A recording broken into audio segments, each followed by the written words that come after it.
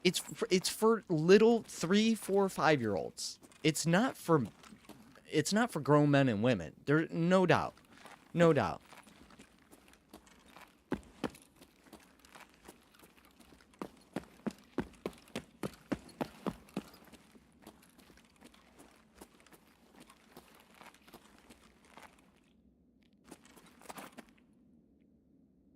Can't tell if they're outside or inside.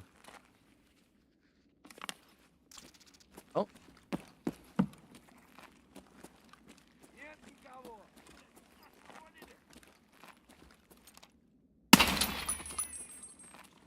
Чё заткнулся, блядь? Страшно, да? It's like, dude, I miss my G600 because the buttons were contoured. So you put your finger into this little, like, you know, semicircle area, and the buttons were contoured front and back. So if you needed a button forward or back, you would pull or push away.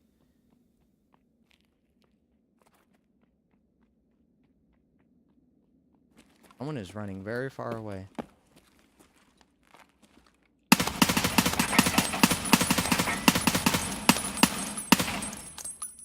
Still alive.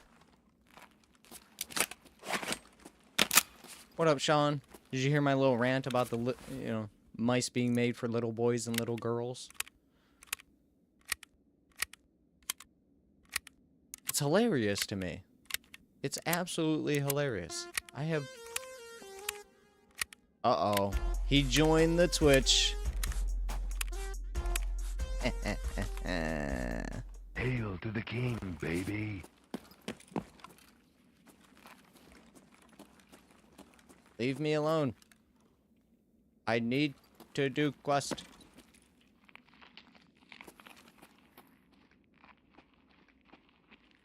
Вон он!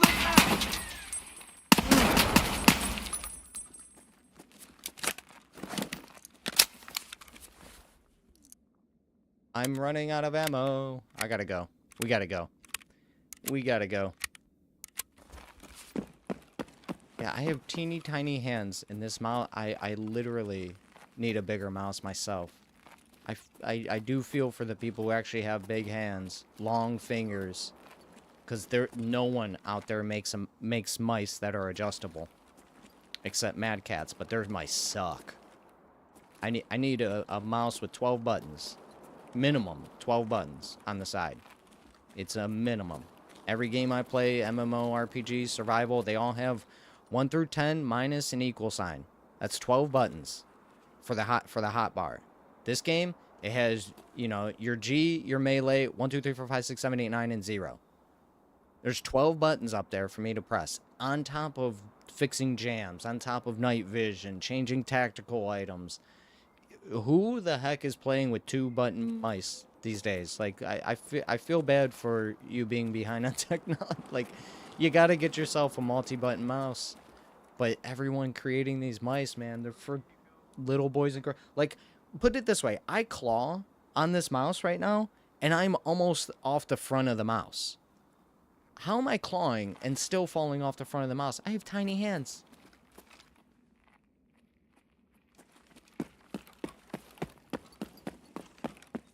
Тут наших бьет!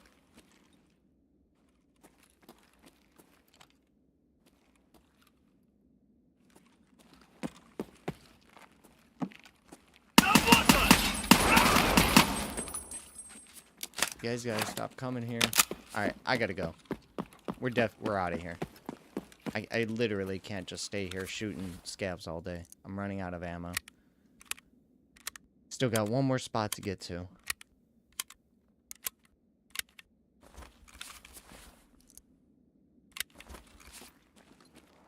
Hope those PMCs aren't there.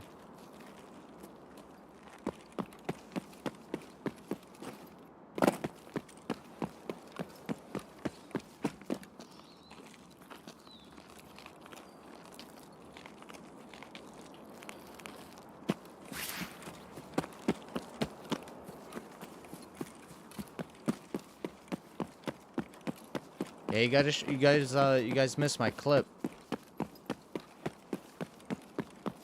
4-minute raids, man. 4-minute raids. They're the best. They're what I live for.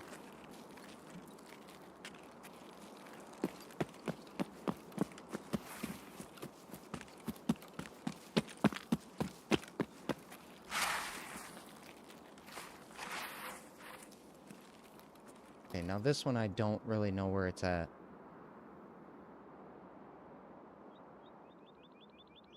In front of the building. Alright, wish me luck.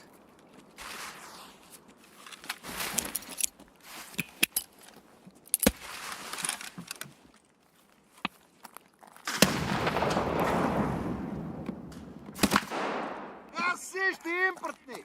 Факов нахуй, понял? Good thing I didn't go out there.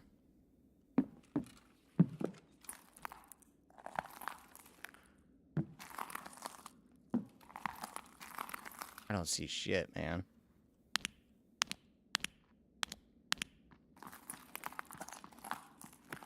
Yeah. Much better. Just come to me.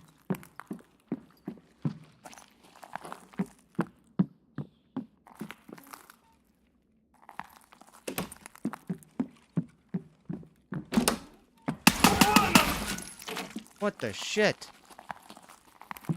Пацаны, окружаем его! How did he get inside? What the fuck? Тупые. What the shit?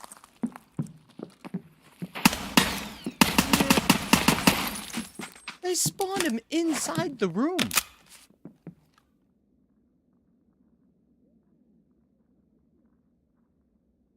What?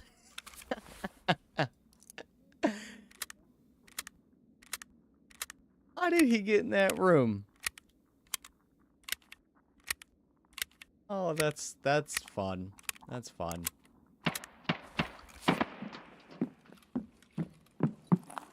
А вот! Сука, ёбнули нашего! No, your booty, Nashino. Shit! I'm reloading! Короче, капец себе, служивый!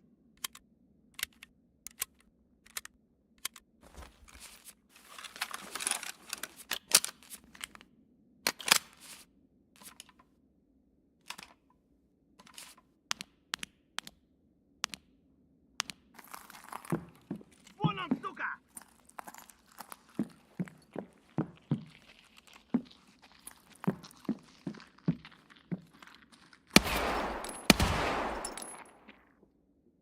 Bro was just sitting there. I thought I saw someone, but I'm like, why is he not shooting me?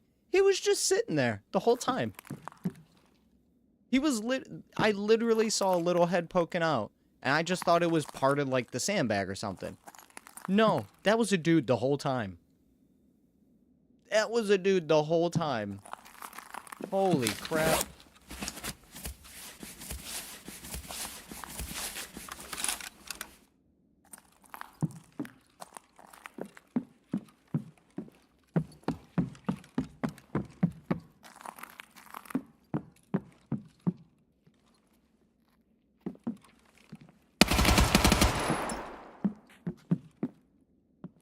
Got you a couple of PMCs, didn't ya?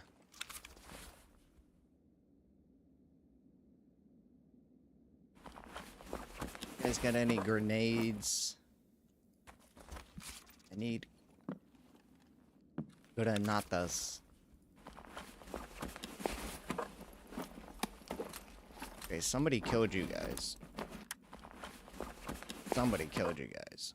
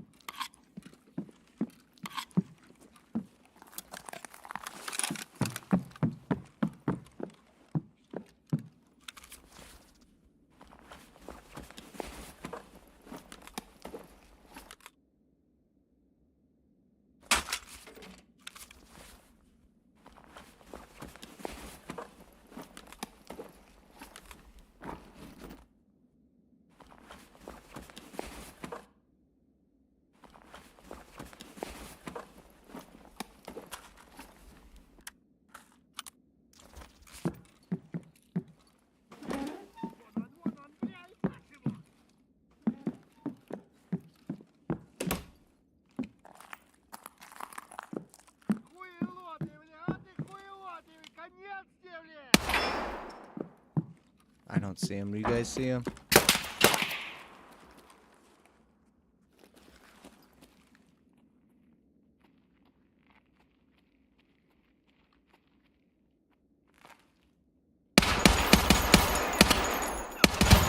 Блядь, тут нашего завалили!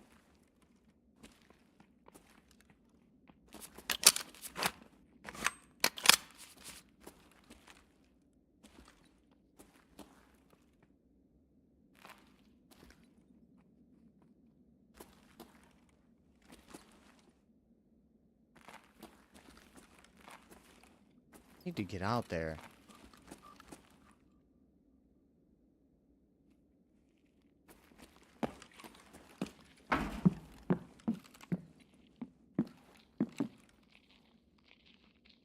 Шалава!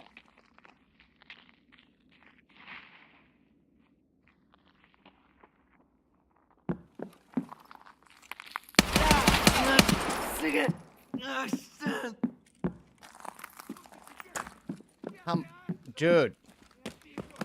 Чего, блядь?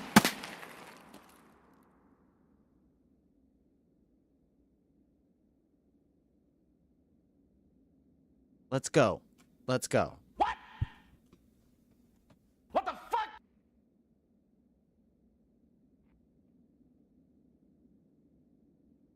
You know, like, come on, man.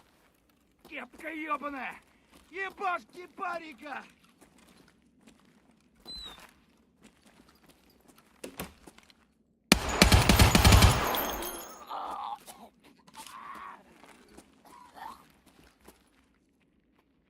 Let's. Вон он!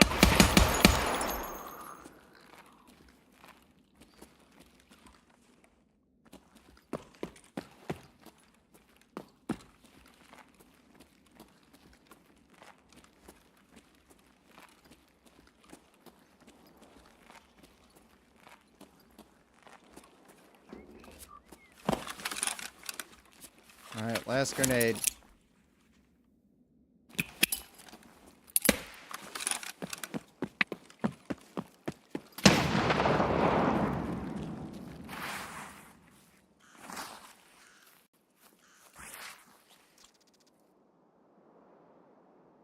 Definitely gonna die.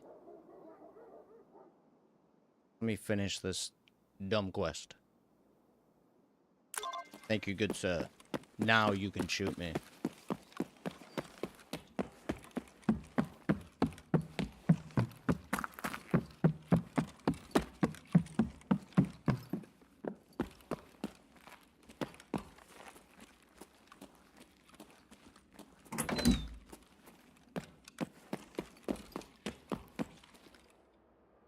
Oh man, gotta love it, gotta love it.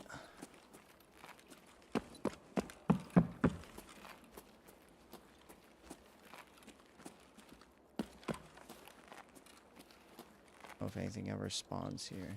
Alright.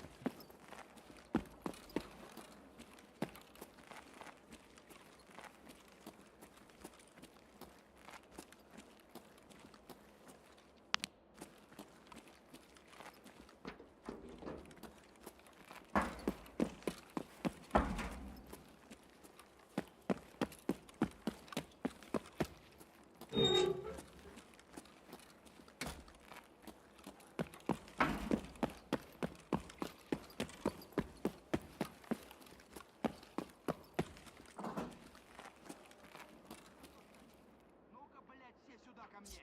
Yeah, fuck you. Alright?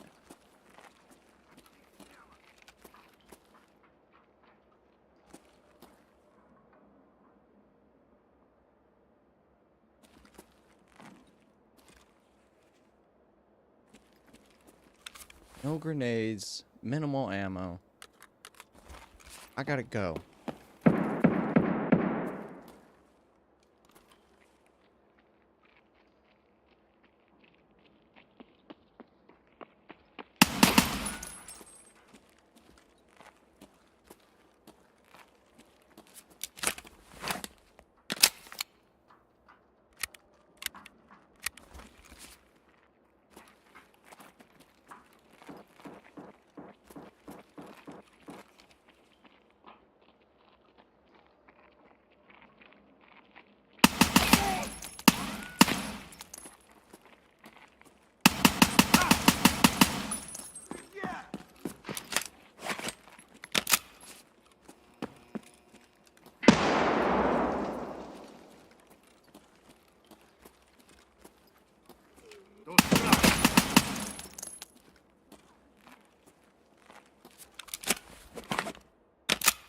He said don't stop. Come get some.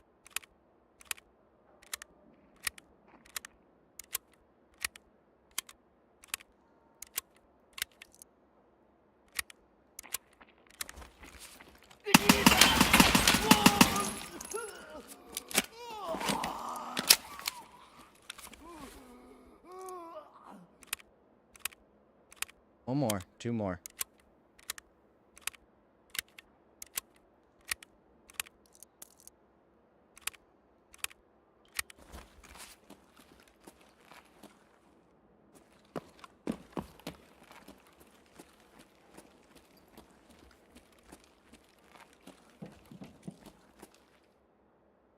Go! I'm covering!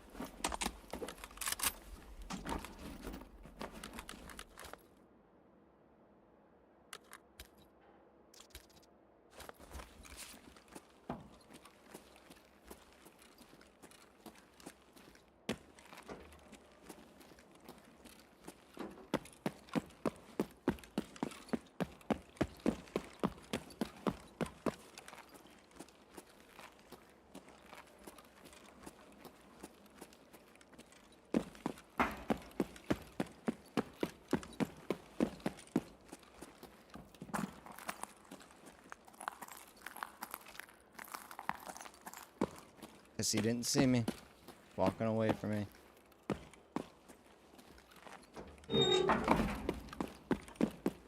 Gotta go, dog. What the fuck is that?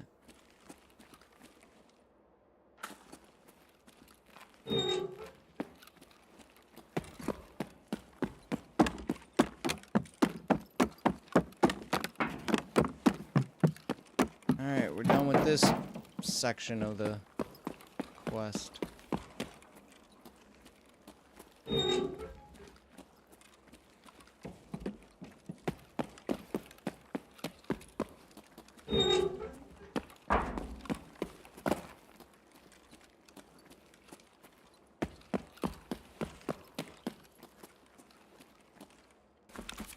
Holy crap. Oh, man.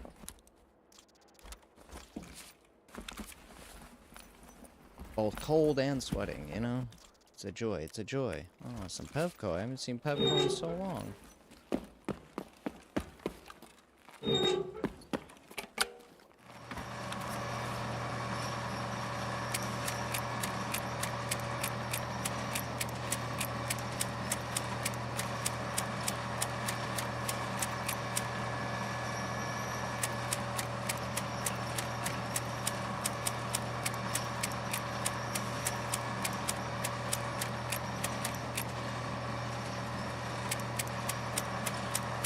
You know, it's not like it would know, hey, it's a single slot item, let's put it in the single slots. No, let's put it in the double slots. We are BSG. Our slot mechanics make sense. Where do we put grenades? In the where the grenades go? No, we put them where big helmets and magazines go. I just want some, you know, you want to be a realistic idea of a game. I'm pretty sure the single slots on those rigs are for grenades. Like in real life, I don't think guys are like, oh, big pouch, I'm going to put my loose grenades and I'm going to put grenades into this loose pouch here. Yep, you're just going to toss 4 grenades into this big pouch? All right, where do I put my magazines? I know, let me try and shove them into this little grenade spot, right? Like... Oh my god.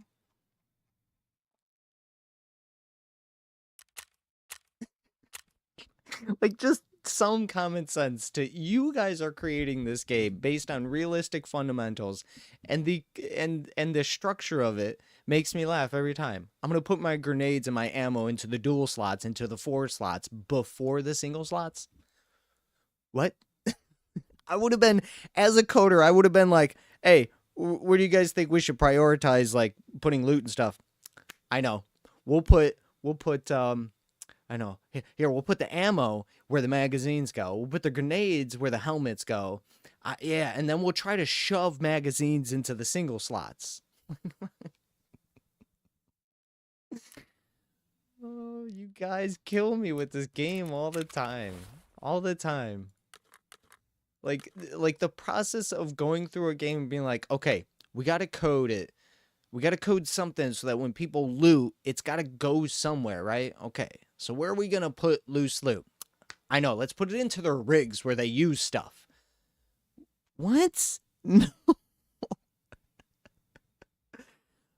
You know where we should put magazines for guns that they don't have? Let's put that into the rig. No. No, my first thought as just a gamer, I'm not even a developer. My first thought as a gamer goes, do I need it? No? Then you don't put it where I need stuff. I know, we'll put ammo here, we'll put grenades here. I got pockets for a reason. I got single slot locations for a reason. Single slot items go to single slot areas first. Priority 1. Does the ammo coincide with what he is using? Yes. Then it goes into his single slot rig. Pocket, you know, like... just some things. I can't wait for quality of life in this game because it's just going to start making sense. Like, this is a rig in real life, you know? Like this, you can go online, you can buy this rig. What do you see when you look at this? What do you see? Where are magazines? Oh, they're in the dual slots. Okay, well, where do you put grenades? I guess you put them in these big ass pouches, right? Like, I'm just trying to understand. Oh, we need a grenade. Shit, I pulled a pin on one while pulling another. Fuck.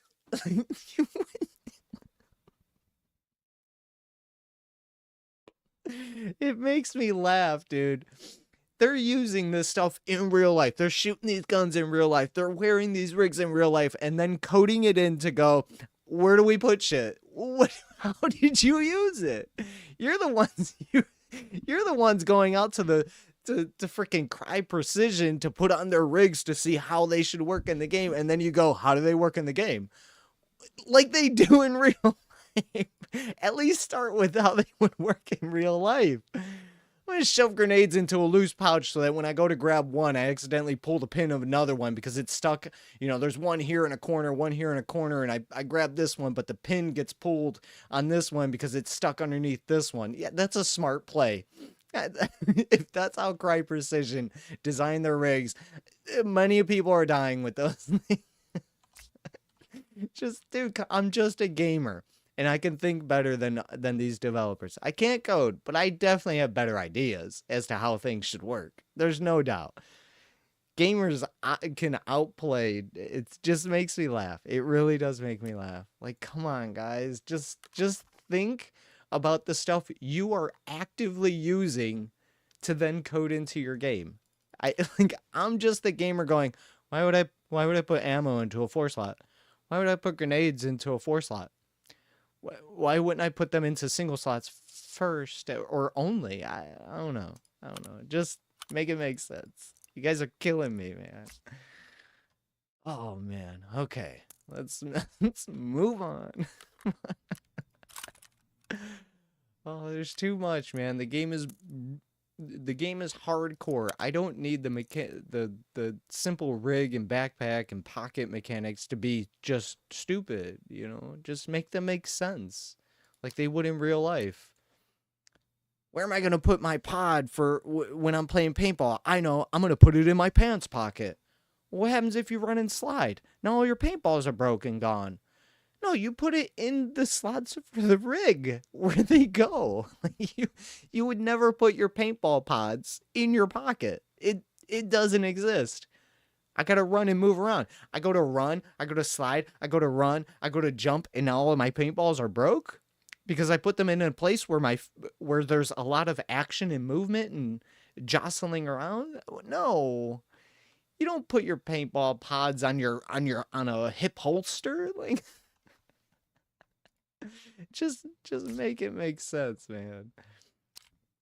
You're killing me, BSG. Like, you don't have to go back and fix your game if you just thought about it before you did it. Just think a little bit, man. You catch me putting a grenade next to my ribs, I'm a dead man. I'm just saying, right? Why are gamers telling developers how to do things? We're just clicking buttons and looking at pictures. You guys are the ones actively going out to these gun ranges, going out to these rig manufacturers, putting them on, wearing them, seeing how they fit, what coverage they have, and the gamers are the ones going, that's not how that works. I've never put this rig on. I've never shot the M4. Why am I explaining how to do this? It should not exist. It's like I said, if somebody builds a car and they don't even know how to drive a car, I have to question what's going on there. You're the one who built it. How do you not know how to drive it? You invented the manual transmission. You don't know it needs a clutch to shift it? I'm confused. How did you make it? How did you make it then? Yeah, we're NVIDIA. We make graphics cards. All right, install this graphics card into the computer.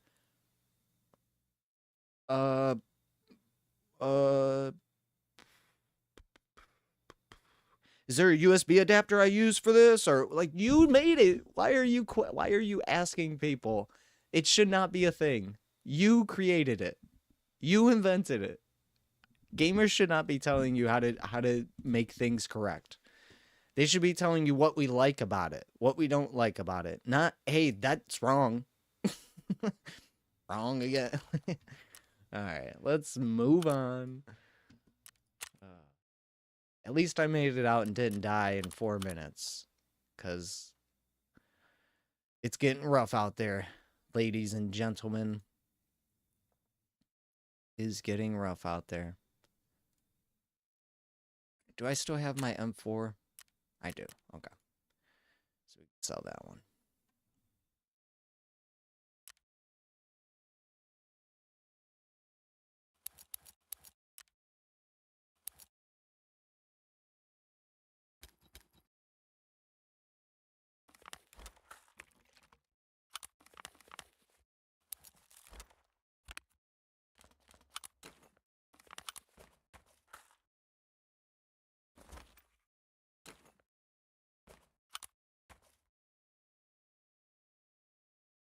Game devs may be right. Wait, hold up. They may be... Okay, yeah. Did you look up a video of how to use it? Modern soldiers have the luxury of grenade pouches that were specially designed to hold fragmentation grenades, but during World War II, soldiers had a lot of grenades and not a lot of places to put them. There were some pouches designed to hold grenades, like this 3-pocket pouch, which can fit 6 frag grenades, but these were designed late in the war and few of them ever actually got to soldiers. Some Marines got their hands on these grenade vests from World War I. This can be worn on your chest like this, or to the side underneath your arm, and it fits 11 fragmentation grenades. 11! A couple other designs that were 11! These boys were carrying around 11 grenades per soldier. Dude, I seen a clip of an old man talking about how he upped it from, like, whatever it was. I don't know what it was. It was like 5 grenades. He's like, no, I want everybody to hold like 10 or 12 or 15. Like, that's hilarious. Like, no, we would just frag. So the soldiers and Marines had to get creative. This was another popular grenade. Oftentimes soldiers would attach an extra World War II, they figured this out, BSG. Look at how many grenades can I hold? Well, you could hold as many as you can. Well, I need magazines, and I need ammo, too. Okay, well, then I guess you can only hold 4, maybe 5 or 6. You know, maybe put them in, like, I don't know. It just makes me laugh. Oh, show me this World War II. They had an 11 grenade pouch. What do I get? I get 4. 4 is what I get. 4 pockets. And not even 4 pockets. It's World War II. They figured it out 80 years ago. Other times you even see soldiers taking their mess tin pouch off their haversack and putting it on their belt to fill with grenades. And of course, many soldiers put grenades on their belts or suspenders or inside their pockets or bags, anywhere they had room for them. Modern soldiers have the luxury of grenade pouches that were... Oh my god, dude. That's a good little video. Back in World War II, you know, many decades ago, they figured this out. They had an 11 grenade pouch. Not magazines. Not for healing. For just grenades. I can carry 11 back in World War II. How many do I get in BSG? I get 4 pockets. 4 pockets. You get 4, baby. It's a game. We can't give you everything. Well, you can at least start with realistic shit and then go from there. Oh my god, dude. It makes me laugh. They were carrying around 11. 11. I get to carry 4, and then the rest got to go into where my magazines and ammo and heals go. And then the soldiers were forgoing healing because they had medics. They had people who could heal them like, hey, I'm going to go out there. I'm going to go fuck some shit up. If I get messed up, can you heal me? Yeah, we'll come get you. BSG was like, nah, I think we should just let people die to single shot headshots. Yeah. You can hold 4 grenades. That should be max. Yeah, 4 max. That's pretty good. How long did it take you to find that video? 11 grenades. These boys were carrying around 11 grenades. Oh, it's too good. It's too good.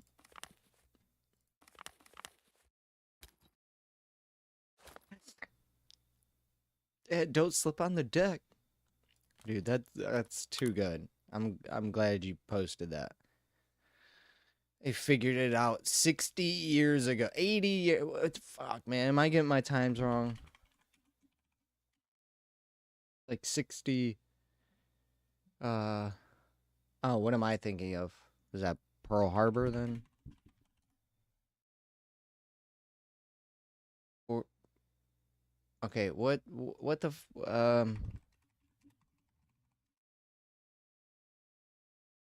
what do I have? Oh, the Vietnam War. Okay. Sorry. I'm not good with history. I'm not good with history. But fuck, man, they had it figured out 80 years ago. 80. We're in modern times. How many grenades can you hold, soldier? 4. What? 4? Oh, so you're gonna die soon. Ay, ay, ay. Ay, ay, ay.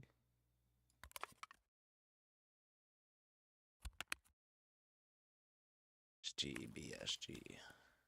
You're killing me. You're killing me, Smalls.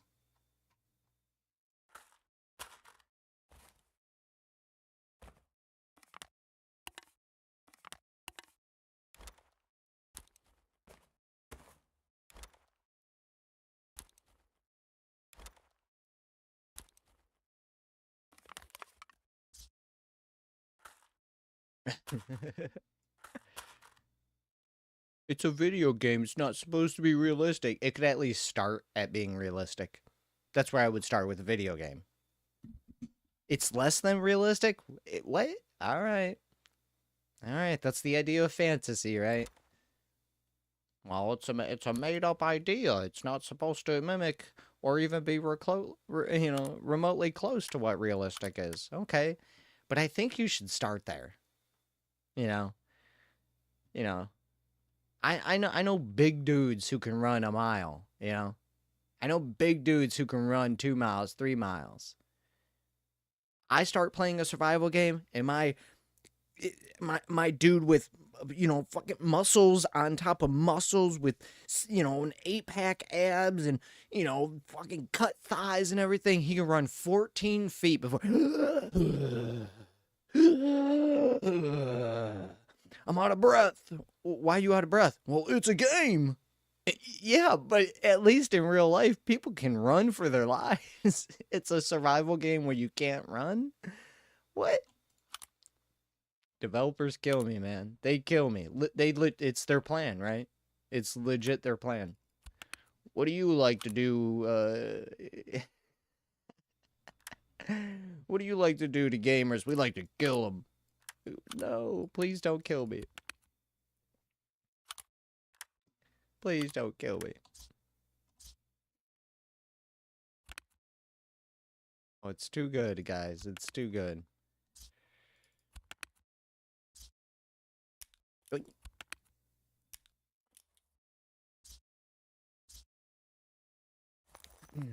Alright, we killed Matt. Sorry, bud. You had to die.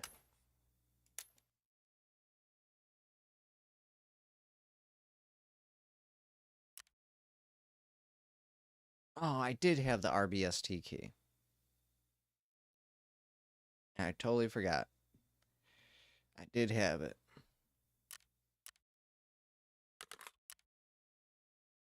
Alright, let's get rid of all this trash.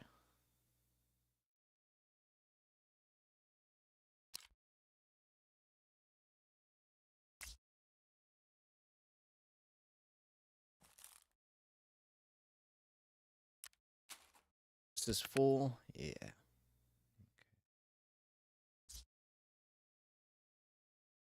There. Guess we can start selling those. We'll take out the water. Go for now. Okay. We repaired everything. Sorry, I'm on such a rant right now. I don't know if I repaired all this stuff. I know we got shot like in the face. Okay. So next map, I think we're going to factory.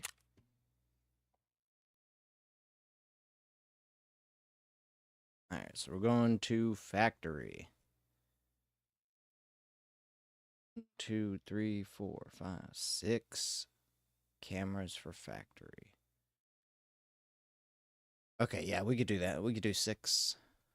6 for factory.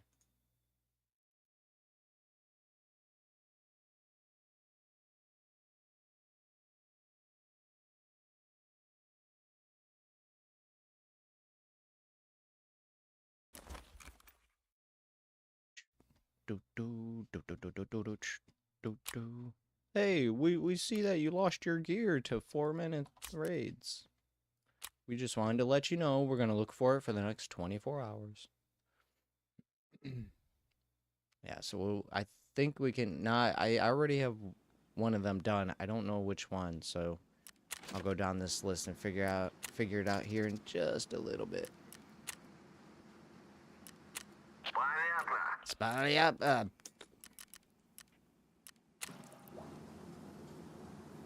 4 hours, 31 minutes. Let's go ahead and shove you in here. Actually, yeah, we'll get to you in just a second. Loaded.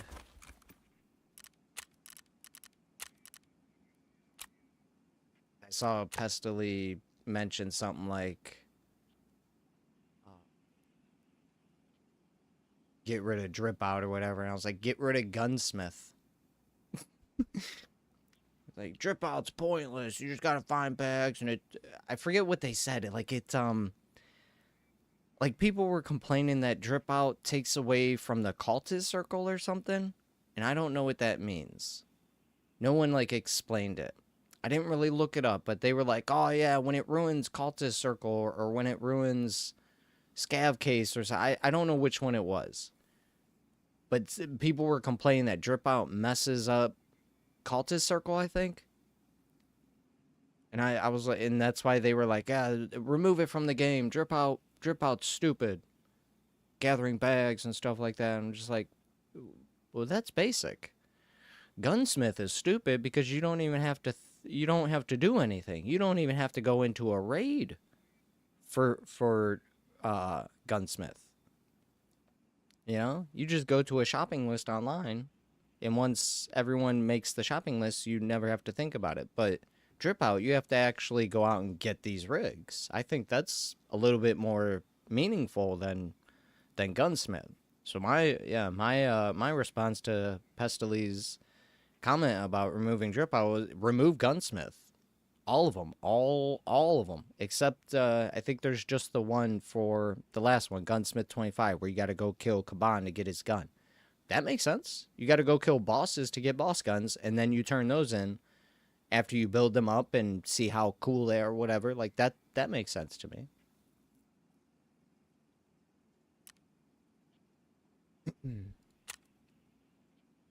Alright.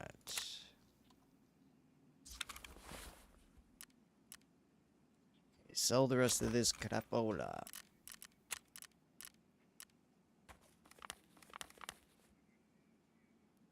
Maybe I could sell that on the market for more.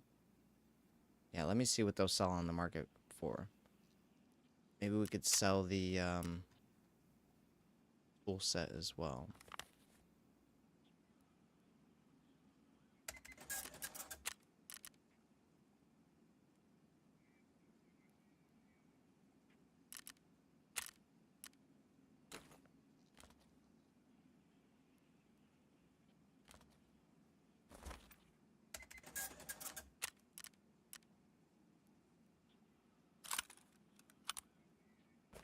Oh, what? Oh.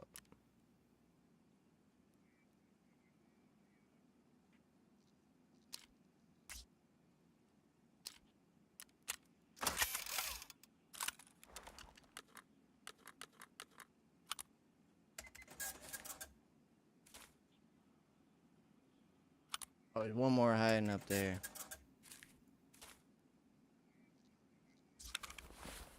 What are these going for? 35. How can they be out of stock and yet still on the market?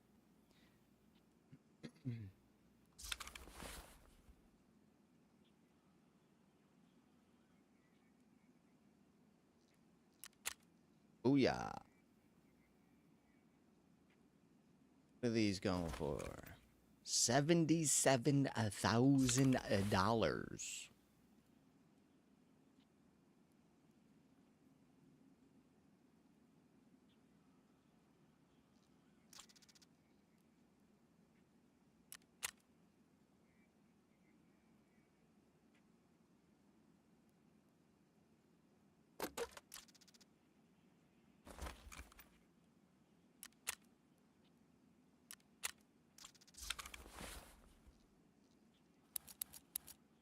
Yep, that's where I want to put them. So, hold up. You know what? Let me try something here.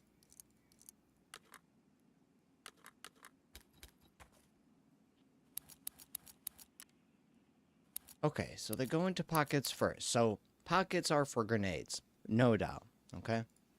Then it goes up there. Where does ammo go? To the top. Where do magazines go? To the top. Alright. Now, I like using these to carry bigger items. So, yeah, I guess I'm just gonna stick with what I'm doing.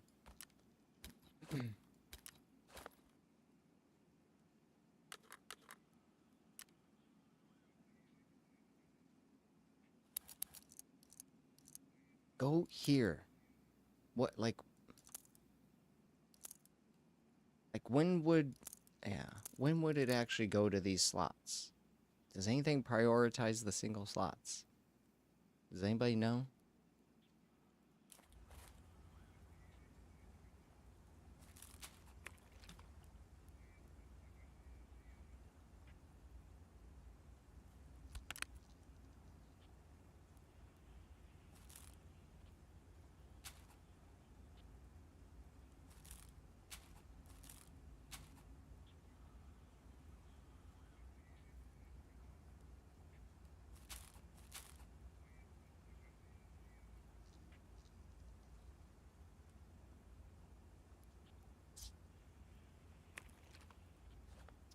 Whoops. We'll just put extras in here for now. I don't really want to, like, get rid of them. It is some good food.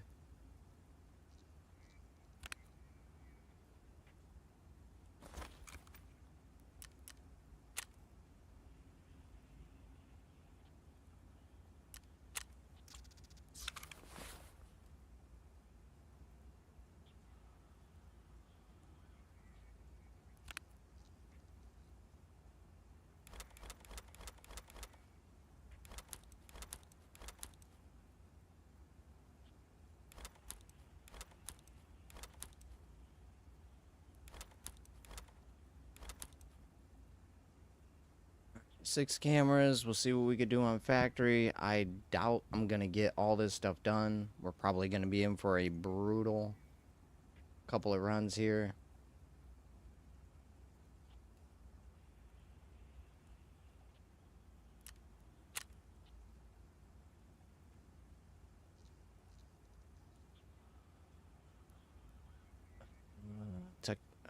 Where some valve technicians couldn't finish their third project.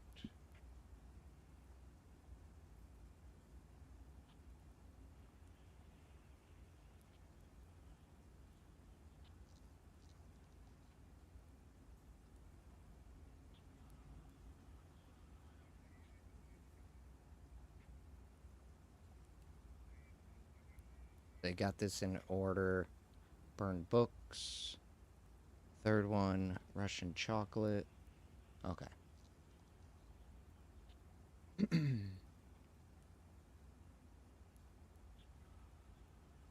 We are going into first floor cabinets.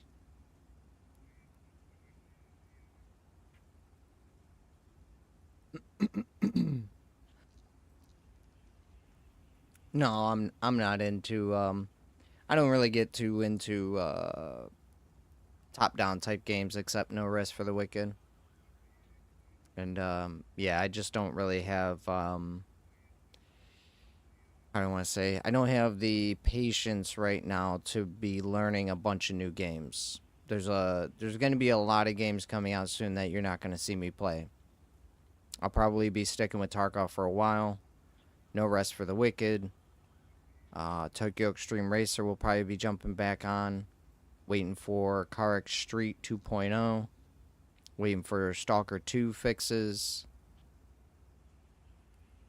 And then Night Runners, I think, got delayed until next year. Next year, I plan to try Apex 2.0. See how that feels. Yeah, I just, I got too many life things going on that I don't want to focus on a bunch of games. I don't want to be swapping and free weekending and this is coming out and that's coming out and this takes 9,000 hours to learn and this requires, you know, friends and family to play with you and blah, blah, blah, blah, blah. You know, Tarkov, I could essentially play it by myself. I don't need anybody. You know, I would love to have people to play with, but yeah, I just, yeah, not really into the whole Path of Exile, focusing on thousands of different variations of builds and top-down and clicky-clicky, and yeah. If I'm gonna do something like that, it'll be No Rest for the Wicked, but No Rest for the Wicked, I'm waiting for an inventory overhaul before I get back into that. But I put 1,000 hours into No Rest for the Wicked.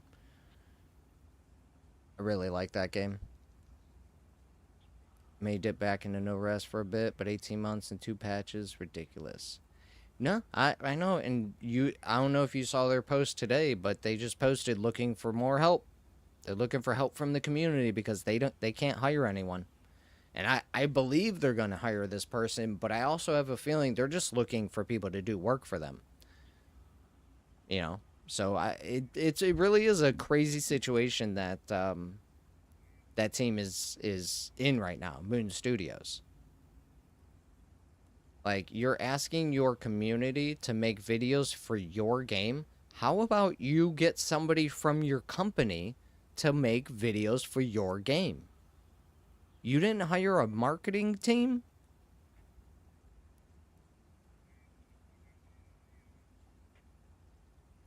How did you get the game out? Who made the trailers for the game?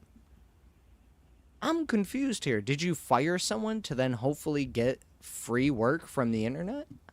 It's very, very weird. I don't like when I see developers who essentially have millions of dollars to play with, I believe have millions of dollars to play with. Someone's bankrolling it.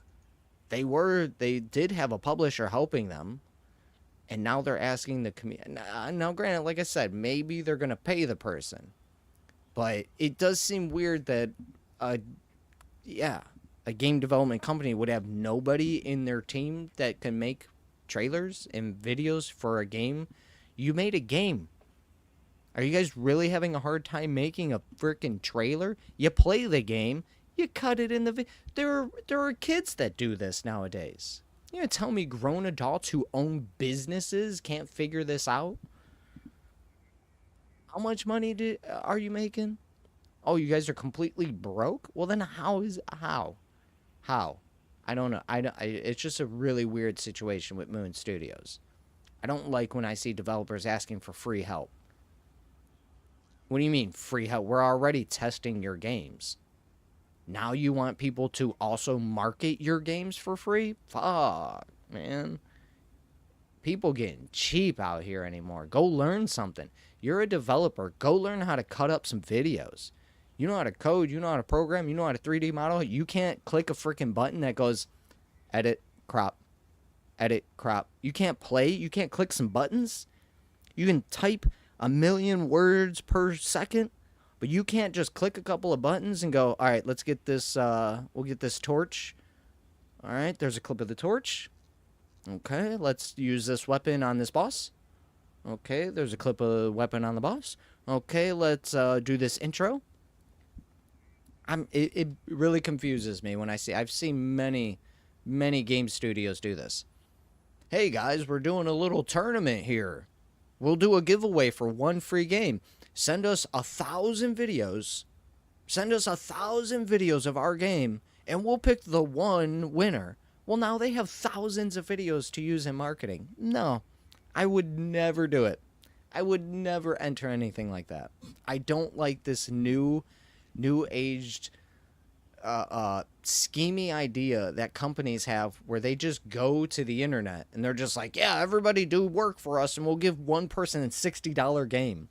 So you spend $60 to get tens of thousands, if not hundreds of thousands of dollars worth of work for free?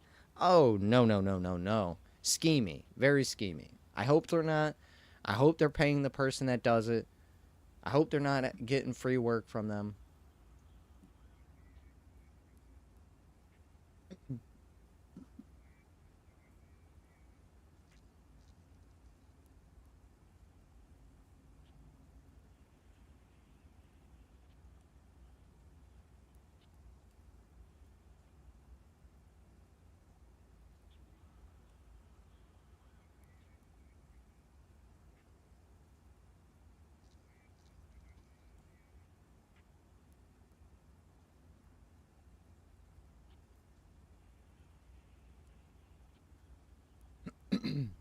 Okay, we're going to factory. Let me look at these areas. Sorry.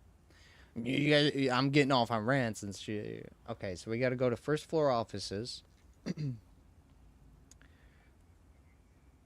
Load the video. Your website, it's just a picture. Load the video. Everything taking so long, man. Okay, so next to spawn.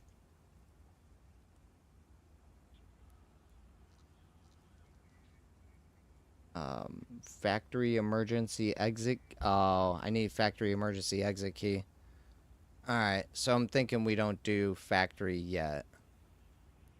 I mean, I guess I can get the other ones done. Next to gate 2.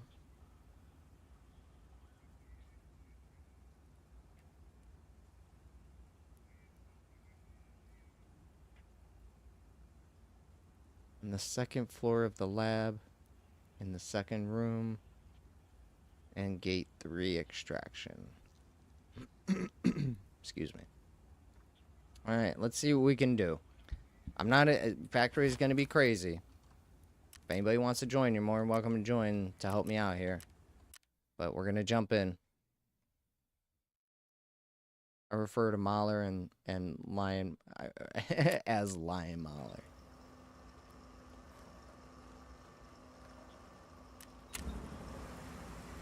Yeah, it's unfortunate. I mean, it's a great game. No Rest for the Wicked is really, really good. But man, why does it always have to be studios that make the best games that need everybody to do free work for them? Free testing. Why didn't I get paid for doing performance testing for them? Why does somebody get paid to make videos for them? You know what I mean? Like, what's the difference there? They're going to pay somebody to make videos for them, but they won't pay me to do performance testing for them? Well, how come I didn't get paid? I should have got my money back at least. Hey, how much did you buy the game for? 30 bucks. All right, here's 30 bucks. Thank you. I'll do more performance testing for you, you know? Yeah, it's very weird. Very weird out there when it comes to this gaming industry. Very weird, man. I'm not a fan of a lot of the practices I see in these companies. They just go to the internet and all you got to do is ask a question. Hey, would anyone like to make videos for our company? And and then a bunch of people will be like, oh, I want to get my name out there. I want recognition for all my videos. And then, you know, they might get recognition. They might become popular or stable in their life because a bunch of people see it and like it and all that. But it's just the idea that all you have to do is be rich, ask for help, and people want to help rich people. You want to know why rich people stay rich? Because people see their fantasy lives and go, oh, well, if I help them, maybe I'll get that fantasy life. Help the people around you. Help the people, you know, your friends, your family, your neighbors. Screw the people, you know? Even me, I can understand it. I can understand nobody supporting me. You guys don't know me. You watch me through a little cam, you know, play a game that you might not even like. I completely understand it, you know, but I got friends and family that just want nothing to do with this. And oh man, why are you having such a hard time? No support. I have to ask strangers for support because friends and family can't do it. You know what I mean? Oh man, you're still out of a job? Oh man, that really sucks. Well, I'm going to go to work today. Cool. Is your work hiring? No response. Like, what the Dude, it's easy to get a job. Oh, you're giving jobs away then. Cool. I'll do whatever. Oh no, they're not hiring, and yeah, it's hilarious. Support the people you know around you. Support your friends and family first. I will always say that.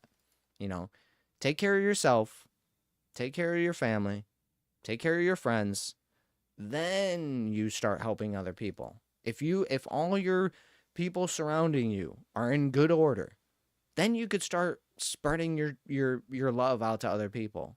You know, but no, I'm not going to go help Wesley Snipes. I'm not going to help, you know, Ryan Gosling. I'm not helping Johnny Depp. No, they don't need help. They're done. Shroud, I'm not following Shroud. I'm not subscribing to Shroud. Well, why not? He's made millions of dollars playing games. He's done. He is done. He doesn't need any more support. Watch him, sure. Follow him, sure. But to give Shroud more money, he's done. He's made it. Let's move on to other people who don't have $10 million deals. He's fine. He'll be fine. If Shroud never received a dime for the rest of his life, he will be fine, people. But I really love his content. He's a really good... I understand that. But understand what you are doing. You are centralizing the idea that only this person deserves something like that. Shroud is great. Yes, he's great. He's also had a lot of support in his life, too. He didn't do it all on his own completely for free. No one helped him. His parents didn't help him. His friends didn't help him. No one supported him ever. And he just became popular for free. It doesn't happen. It doesn't happen. So the guy's really good. I won't deny that. He's definitely good at shooters. But would I ever give him money? No, I have, Crom needs a new computer. I'd rather help Crom get a new computer. He can't even play games right now. I'm gonna go give Shroud another computer? He's fine. Give Crom a computer, man. This dude's constantly telling me he needs a new computer. Like, that's the way I think. I'm gonna help the people that literally can't show that they have help. I have some friends that help me, and I do have family that helped me, and I appreciate all of it. I absolutely do. But I would never support these freaking high, 10,000 subscriber streamers. You're done. 10,000 subs a month? You're good for the year, bro. You were good for the year, if not 2 years, if not 3 years. You're fine. I see your freaking guns hanging on the wall. I see your $3, $4, $5, $6, $7, $10,000 hanging on the wall. I see your neon signs. I see your room full of $80,000 worth of collectibles. You're good. You don't need any support. You are showing me you're good. I barely have a light. My lamp back here doesn't work. Like what are you talking about? Why don't you have a neon sign, Simp? Because it's not important to me right now. Bills, getting my car fixed, getting a job, eating food every day. That's important. But I can't show people, hey, check out my fucking bare fridge, man. It's only got friggin' oil from fries that I cooked 8 months ago. And, like, you know what I mean? Like, what kind of background would that be? Check out this dude's background, man. He can't even see it because he just has a ring light that he can afford. Like, okay, let's get in the factory, guys. Let's get it. You guys, I love talking. I love talking. I'd support you if I wasn't, and that's what I mean. It's always that. The people that want to support can't. The people that can won't do it. They'll only support the ones that don't need it. I forget who said it. There was an interview for a celebrity, Matthew McConaughey or something, and he's like, people just give me free clothes. He say, I don't buy clothes. I don't know if it was Matthew McConaughey, but I'm just giving an example. There's celebrities who constantly talk about it. Yeah, people send me free equipment, free stuff for, I can live in people's houses. They don't mind. I could, they get free stuff all the time, and yet they have the money to do it. And no one is like, well, yeah, just buy it then. You want to help people out? Spend that money, bro. What is the point of being rich if you don't spend your money? But it's people like Crom. I'd love to support you, but I'm broke. I'd love to support people too. I'm broke. I don't know how many people, Johnny Depp or whatever is helping. I'm sure he is.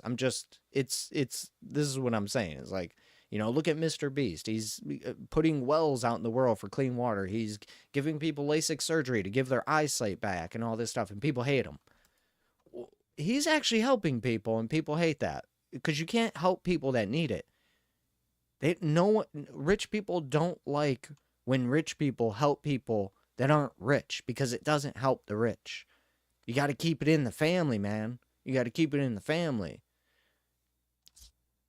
Like it's a really weird thing. Mr. Beast getting flack for helping people that need it, not want it, need it. Can't see. Here you go. Here's your sight back. All you needed was a 10-minute surgery. Here you go. Now you can see. Get out there and enjoy life. Oh, well, I can't believe he's out there trying to play God. Shut up. Play God. Everyone should be trying to play God.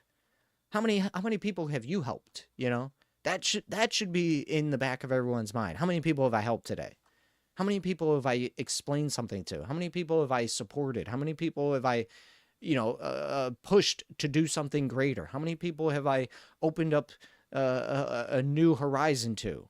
Like, how many people have I, brought in, I don't know, just new technology or new knowledge to light? How many, that's important to me. I don't care about how, oh, look at this movie. It's got great CGI. Who gives a shit? We got great looking movies, yet shitty looking streets. We got great, high high-end TV, 4K TV, yet the housing in my area is trash. What are we really talking about here? What are we really talking about? All right, let's jump into factory, see if I don't die right away. I'm gonna keep it a buck. Ain't nobody paying my rent. So I go out to pay my own rent. I don't give a fuck what the rich have. Looking at others is never good. Look inside. Yeah, no, you're completely right. That's, it goes back to what I was saying earlier. Take care of yourself. Take care of your family. Take care of your friends. And then you start taking care of people you don't know. It just makes sense. You can't help others if you haven't helped yourself. You can't help, you can't support family if you haven't supported yourself. You can't support friends if you haven't supported your family. You shouldn't be supporting strangers until you've supported all of those around you. Your neighbors are more important than the people you look at on a screen. I completely understand that. I'm not looking for strangers to really be subscribing to me. I'd like my friends and family to subscribe to me first. They know me. They talk to me face to face every day or every other day, and like I said, I have some family.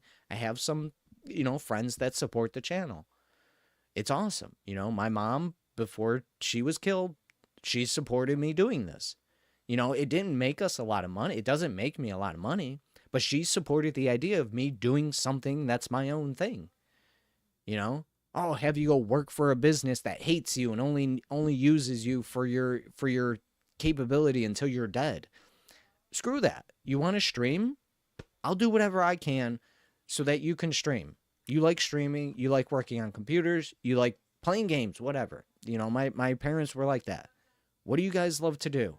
I love to race. I love to play paintball. I love to disc golf. I love to play baseball, football. Yeah, let's do it. It's not making us money, but that's what you want. I want to support that. That's, so I grew up on that nature.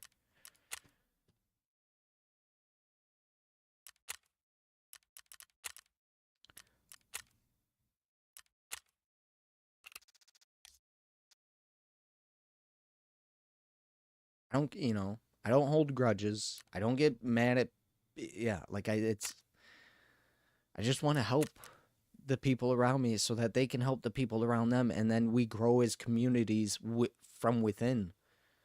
Not this, outward projection of, oh, look, I subscribe to Shroud. My name's on Shroud Stream. But what about your family? You have a brother or sister that probably needs help before, So again, I'm not bashing on the people that do support Shroud or Clean or whoever, streamers, whatever, celebrities. I watch the movies. I watch Shroud. I haven't followed him, but I watch him. If he's streaming, he pops on a new game, I go, yeah, let me go see how this game's supposed to be played. He's really good. He'll be able to show me how the game's meant to be played.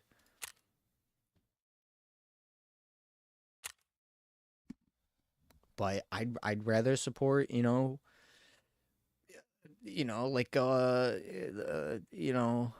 just other streamers that I know are just starting out, or other streamers that I when I go there, they talk to me. They explain things to me. They debate with me. They, converse with me. One of my new favorite streamers right now is Old Man Poco. I go into that stream. Hey, what's going on, Simp? Hey, well, what's going on? How's your raids? It's a back and forth thing. It's not like, hey, thanks for the follow, and then he never talks again to chat. Unfollow, if they did. I like people who interact. That's what streaming's about. You want to get mad at something, that's fine. You get mad at something somebody says, it happens. Happiness is fleeting. It's not constant. It's not forever. So, yeah, I say something, they're like, oh, that's wrong. And I go, okay, well, let me do some more research. Maybe I did search something up wrong. Or, Oh, shit. Oh, I'm so screwed. I forgot ammo. Tequila's right there.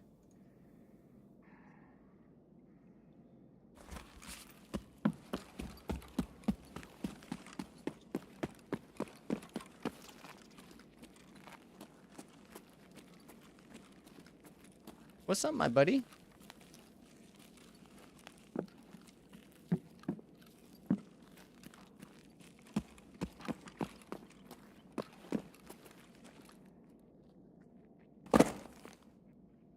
That was not supposed to happen.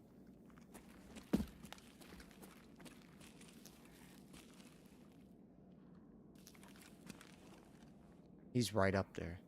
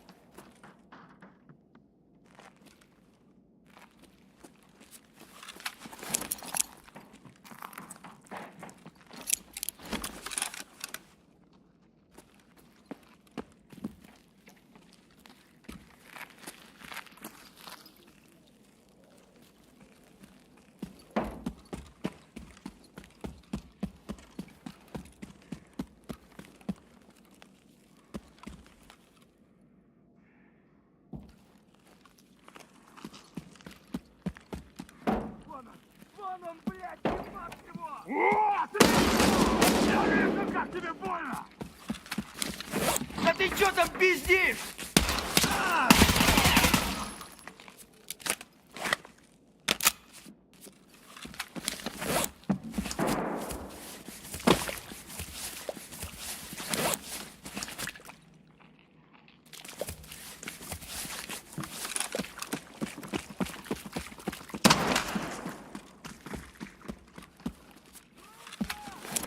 Давай!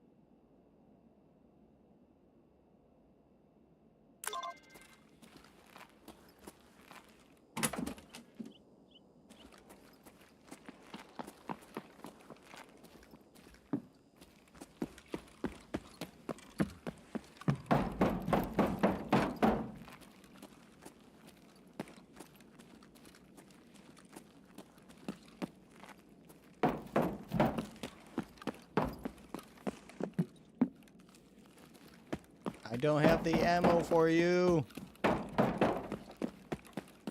Движение прямо!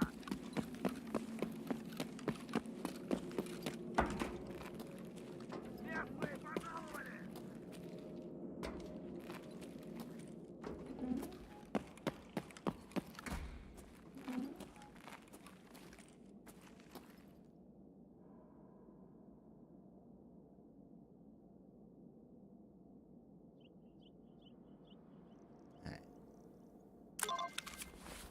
So, all but one. I can't get to the factory exit one, so I think that's a successful raid. I'm not going to try and push the idea of fighting Tequila today. I have 855, which is crap ammo. Yeah, I'm good. I'm good. I'm good. We'll come back when we got to do the factory exit one. And that was another local raid. Another local raid. Why does the game keep putting me on local raids? Once again, every other raid, I gotta switch it back to BSG servers. It keeps doing this to me. I just noticed it now. That was a local raid. So local raids, boss spawns 100%.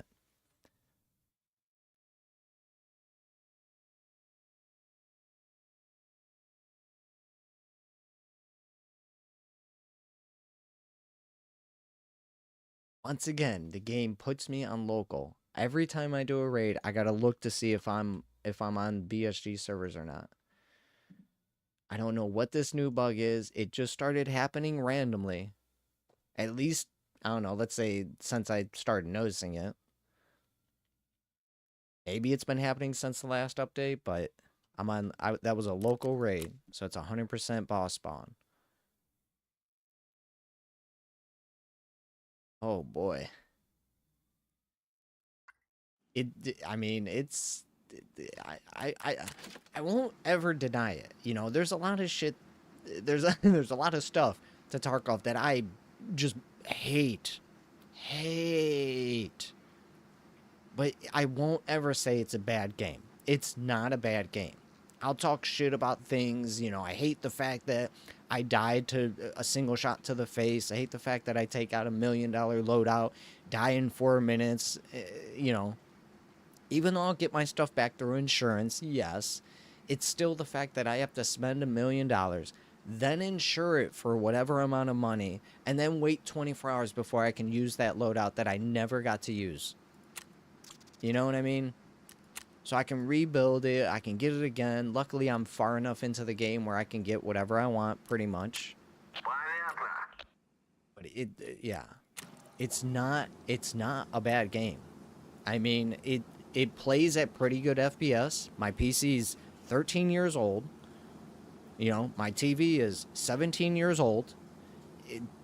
And it looks pretty good. It looks pretty good. You know, people want to talk about better graphics this, better graphics that. What are you talking about? This game looks really, really good. Yeah, I don't know. I like the way Tarkov looks. I love that I'm able to play this game. It's hard as shit. Which is why, you know, I'm going to get mad. It's hard. It's like playing a Dark Souls and you've never played a Dark Souls game a day in your life. You're going to have a hard time. Even if you're really good at playing games, you don't know what to do yet, you know? And Tarkov takes a long time to master. This is one of those games you got to spend hundreds, if not possibly 1,000+ hours on the game before you really get stuff down. Figure things out. Know what you like. Know what you want. Know what you need. What not to do. Where to go. When to go. How to go. If to go. There's a lot. It's why I like it. It's one of the biggest reasons I like Tarkov. There's so much to do. I just wish it was a little bit more streamlined in how I can do it, you know? There's a lot of quality of life features I'm pretty sure this game could use, you know? I'm pretty sure.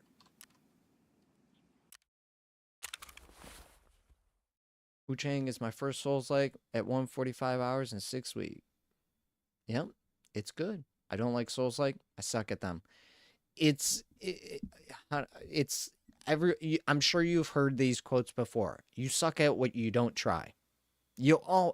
Everybody sucks at what they've never tried. It's just the way it is. You know, you can't wake up like, oh, kick flip, you know, Mick twist. Like, whoa, dude, I'm a good skateboarder today. No one wakes up good at anything. No one first tries good at anything. There's beginner's luck. Yes, there is a sort of nature of beginner's luck where you can do really good at something you've never done before. But consistency is what proves you are good at something. Not first time, not first try. I shot somebody in the head first try. It's why I don't like headshots. You die. You die to a one shot in the head and you're dead. Well, how do I know that person didn't just get scared and shoot and then hit my head like I did that scav earlier today on reserve? He opened the door. I thought he was outside. He opened the door. I got scared. I jittered. I shot and killed him. Now, is that skill? Hell no, it's not skill. It's just luck. And sometimes people get lucky doing really, really hard stuff and they win. Doesn't mean you are good by a long shot. Good is doing it again and again and again and again. And that's why I like bullet sponge games, bullet sponge shooters, because they prove the skill. It's not just, I shot you in the head, I beat you. Well, no, do it again. Halo, like I said, the best reference for this is Halo. Sniper rifle. Shoot somebody in the face with the sniper rifle. They don't die. It depletes their shield. If you can do it again while their shield's down and you get another headshot twice in a row, well, now their health is gone. You did it once, maybe that was luck. You did it twice, that's not luck. You were able to consistently pull that off with a sniper rifle before the shield came up in 3.5 seconds or whatever it was, 5 seconds. You're good. That's a skill. You know, so Halo mastered this more than 10 years ago. You want to show that you're good at shooting? Do it more than once. Shooting somebody in the face once with a 9x18 PM Makarov default gun that you start with, that's not skill. It's not skill. But if you can consistently do that to the same enemy many times, then we can talk about skill. You know, there are many people who do qualifying laps, you know, in NASCAR, in Formula One. Their first lap, really good. This is something that I've actually battled pretty much my whole life. The first time I drive a car, the first time I do a race, I'll do really good. And then the second time, I'll do worse. And it's because I'm now in my head going, I can do that a little bit faster. I could brake a little bit later. I could take that turn a little bit faster. And then it doesn't work out, you know? So there is gut feelings that come into play, but skill is something you have to, you overcome, you know? You have to build it. It's not just I woke up today and I got it, you know? Natural talent can be a thing, but that natural talent comes with something you've how do I want to say, like, you've grown into, you know? Like, some people play guitar and they're really good at guitar. Not their first time. There's never been a 3-year-old who played guitar and was like, no. But by 4 years old, after he's done it for a year straight because he's a 3-year-old and doesn't have to do anything but eat, sleep, shit, and laugh, then yeah, within a year, his only knowledge as a 3-year-old is, hey, guitar. Yeah, so 3 to 4 years old, motherfucker mastered it. He's really good because that's all his brain knows right now. That's it. You tell him how to make a sandwich, I bet he's gonna put that peanut butter on that sandwich. He's gonna put that jelly on that sandwich, take a bite, and it's gonna drip out onto his pants. How stupid do you look, dude? You don't know how to eat a sandwich? You can play a guitar, but you don't know how to eat a sandwich? Well, he's never made a sandwich. He's never eaten a sandwich. How would he know? You know what I mean? Like, it even comes down to stupid things like that. You know, I had once heard a husband and wife talk about this. The husband never, you know, when he grew up, his mom cleaned his clothes. When he got married, his wife cleaned his clothes. Well, when she got sick, He didn't know how to clean his clothes. And people laughing at him. She's like, why would he know that? He's never had to clean his own clothes. It's not something he didn't want to do. It's just something he's never had to do. His mom cleaned his clothes until he was 18, whatever. He married me at 19. I started cleaning his clothes. And now he's, 43, whatever it was. I think he was like 43 years old. And he was like, yeah, I messed up the clothes. She's not mad at him. He's never had to do it. So why would he know how to clean clothes just because of the cleaning clothes is easy? If you've done it, everyone fucks up. Everyone forgets a colored in their new clothes and turns everything else pink and red and blue, whatever. Like it's, you make a sandwich, you put too much jelly on it, it drips out, the first time eating spaghetti, you curled up that spaghetti, went for your mouth, and some sauce dripped. It's just things like that happen, But you can't just be a master at stuff because you think other people have done it, so I can do it. Well, you still got to do it. You still got it. You can think it out all day long, but until you've done it many times over, you can't be good at it. So just like a Souls-like, just like a shooter, just like a racing game, a survival game, a puzzle game. I've watched people play puzzle games and they're complete minds blown. I don't know what to do. What do I do? Figure it out. Grab a wall. Oh, I can't get out of this maze. How do I get out of this maze? Touch a freaking wall and follow the wall until it gets to a dead end and keep doing that. Eventually, you'll get out. There's not a single maze in this world that has ever been designed where you can't get out using the right-hand rule. Grab a wall and touch it and then walk all the way. Oh, there's a dead end. Well, then keep following that wall all the way around. Go right. Oh, look, I made it out. That's all you got to do. It's just until you've done it many times, you can't be good at it. I'm not good at Souls-like games, but I played, something like No Rest for the Wicked. I've played a little bit of Elden Ring. I played some Dark Souls in my past. I've played, hard games or like inventory management games like Stalker, Stalker 1 and Stalker 2. I get why people love those games. They are hard. There's a lot of management. There's a lot of knowledge you need to learn, but you can't just pick it up and go and be like, yeah, I'm good. It just doesn't happen, So yeah, never fault yourself for not knowing something immediately. You can't like something that's hard by default, and get mad at yourself. Never get mad at yourself because you're bad at something you're trying for the first time.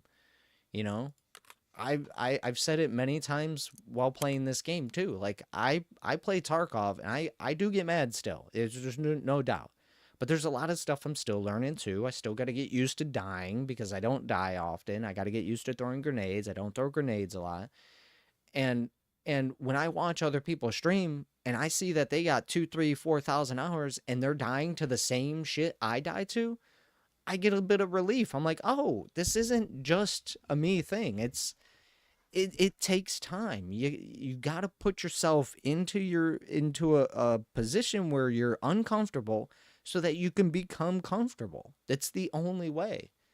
I don't really seek out Souls-like games, but if I played a Souls-like game today, it wouldn't be as daunting as it was the first time I played it, because I now understand a little bit about how you should play them, but it wasn't until I played a little bit of Dark Souls, a little bit of Elden Ring, some No Rest for the Wicked, that I was like, oh, okay, I can't play this like I do my racing games.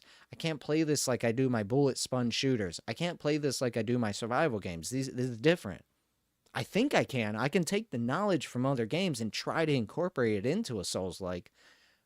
But it's not until I actually do the Souls-like mechanics and features and natures for me to actually pick up how to play that stuff. So, if you don't like something, learn to like it, and you'll be like, shit, I do like this. It's very rare that somebody becomes good at something they dislike and they still dislike it.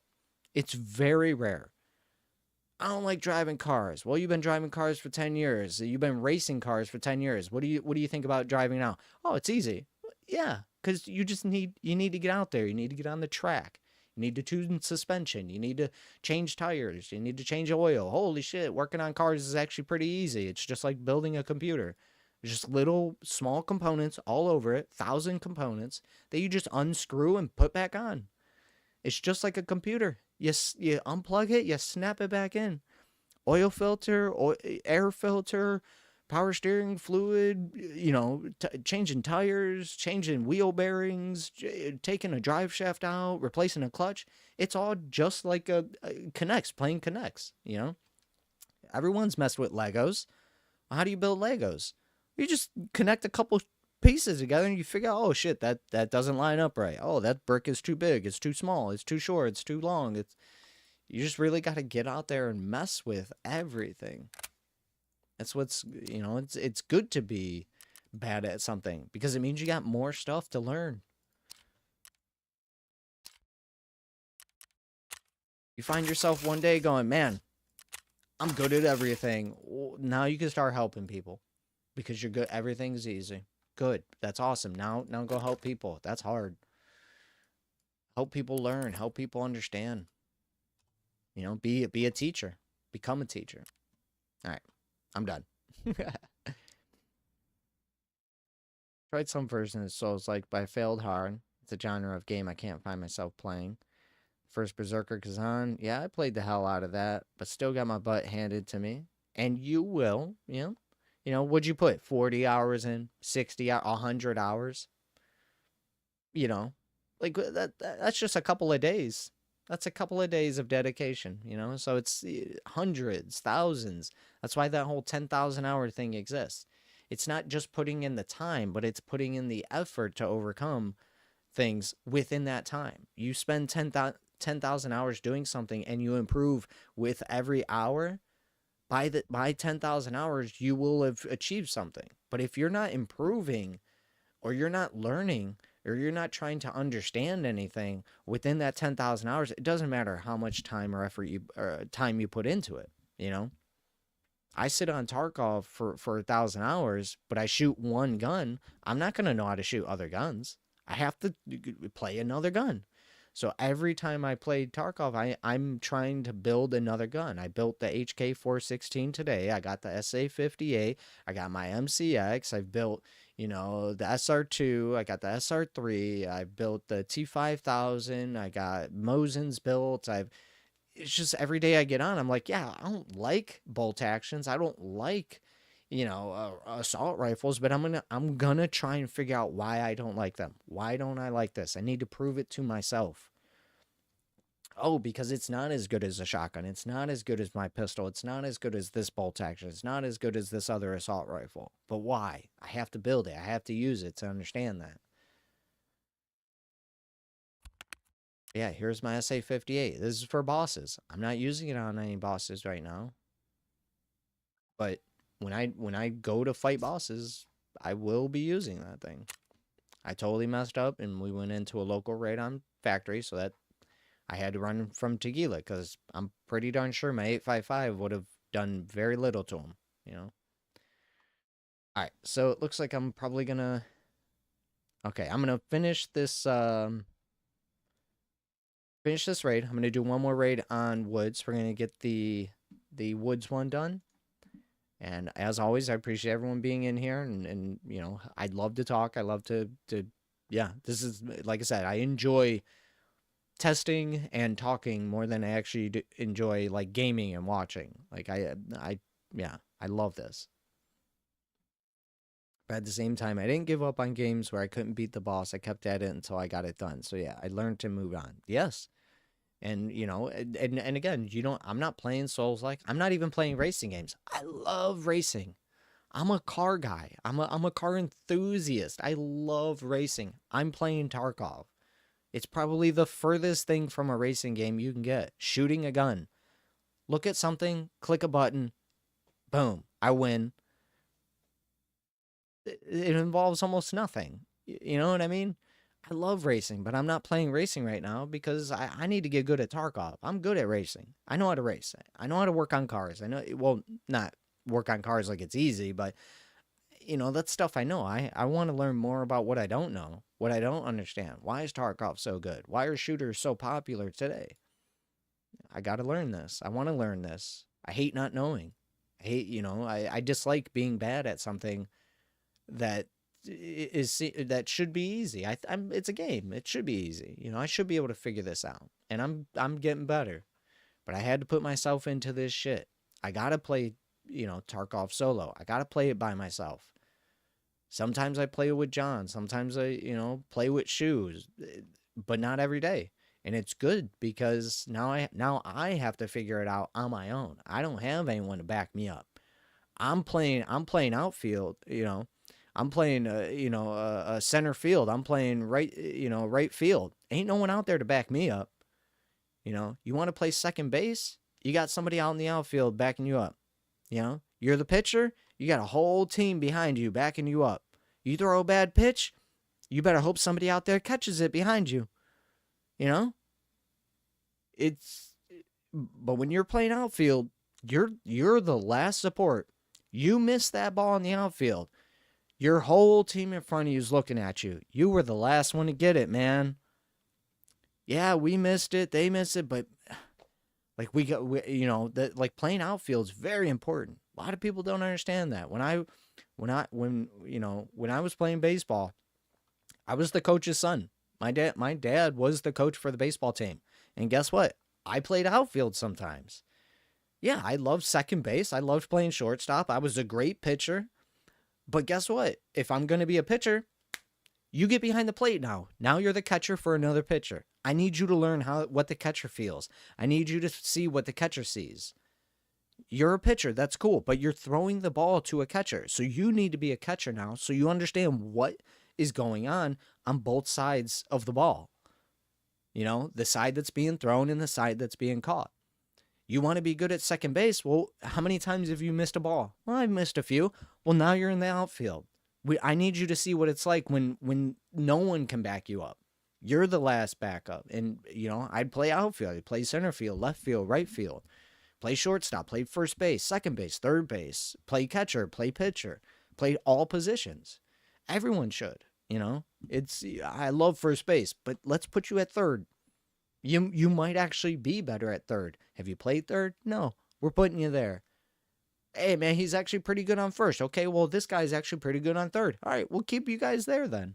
He's on third, he's on first, but now you both know how to play both positions. And guess what? Now if the ball goes to third and he's got to throw it to first, he knows what to do. First and third and first and second and third and shortstop. And it's really awesome. It's really awesome.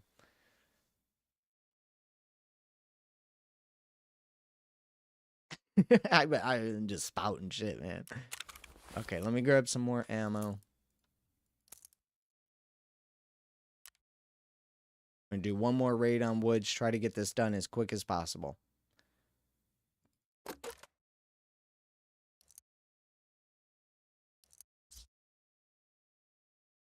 That's my one.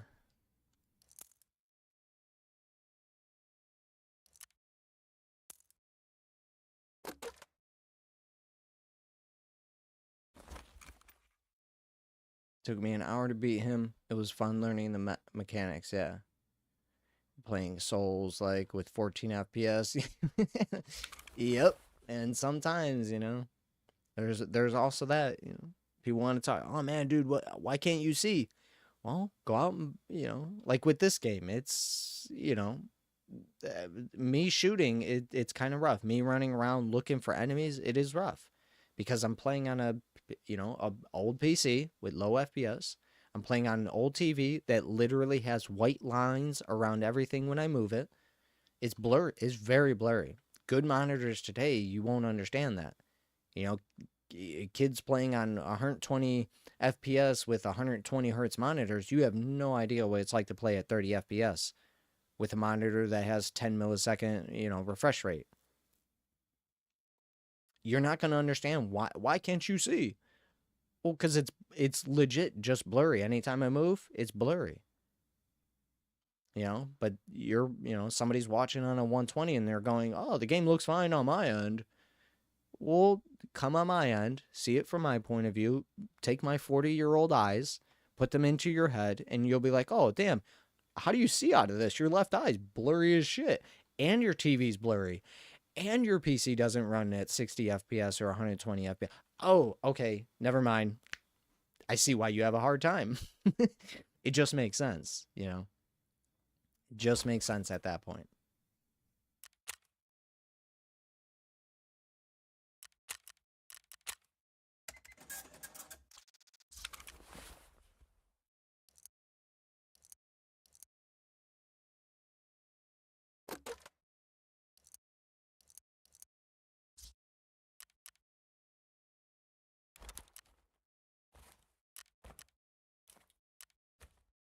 All right.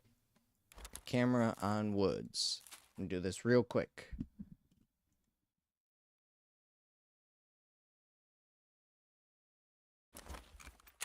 Hopefully I make it.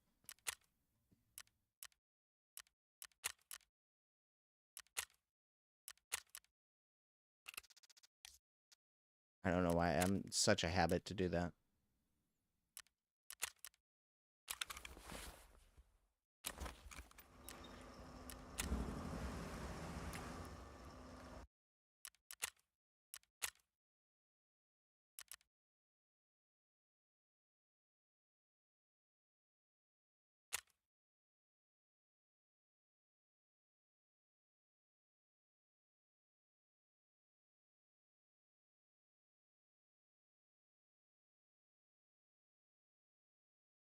So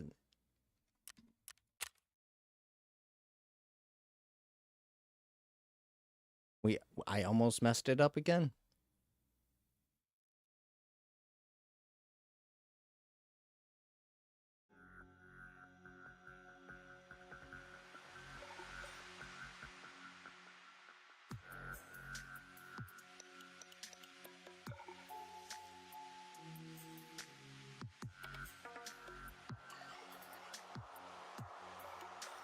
Yeah, we're just gonna push as quick as possible. Get this quest done. Now I'm out of here. I'm gonna go eat some food.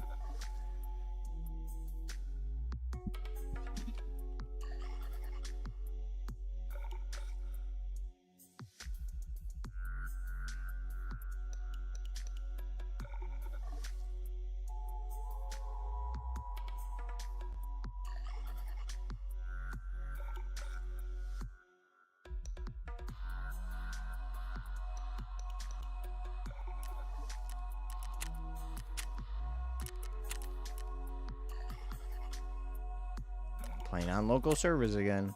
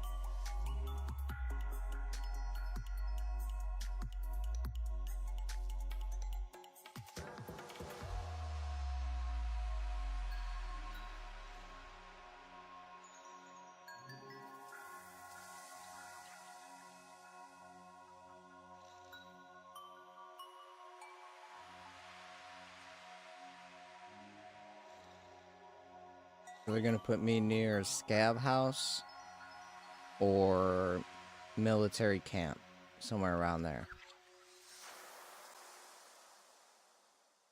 Let's hope I'm right.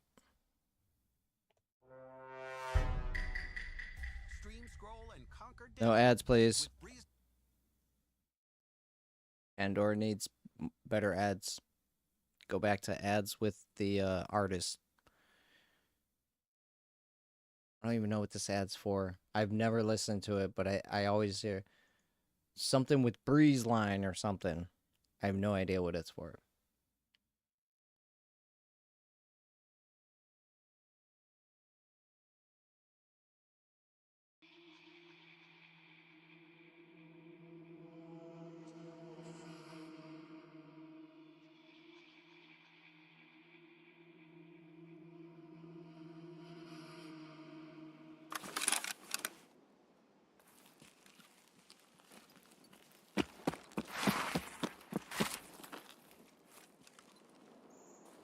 Yep.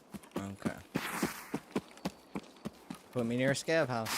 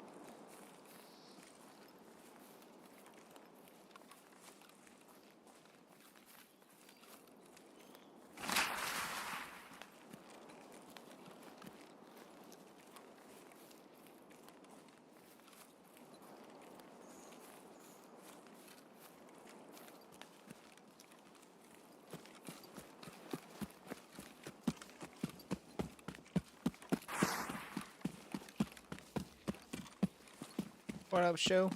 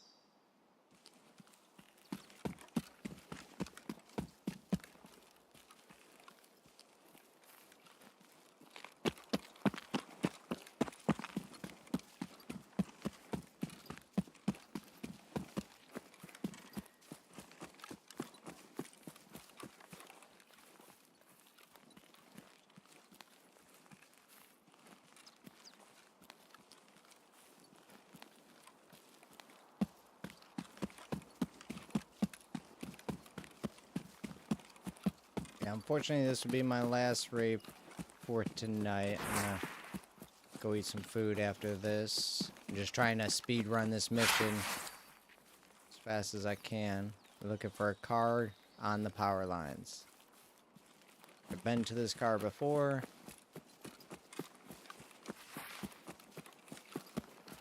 So that's near water. Should be coming up here. Be just after the road.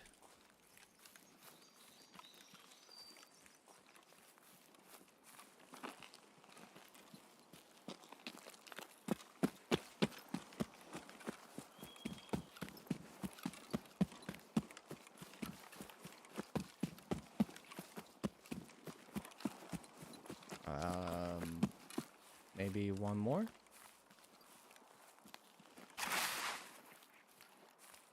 Two power lines. Should be right here.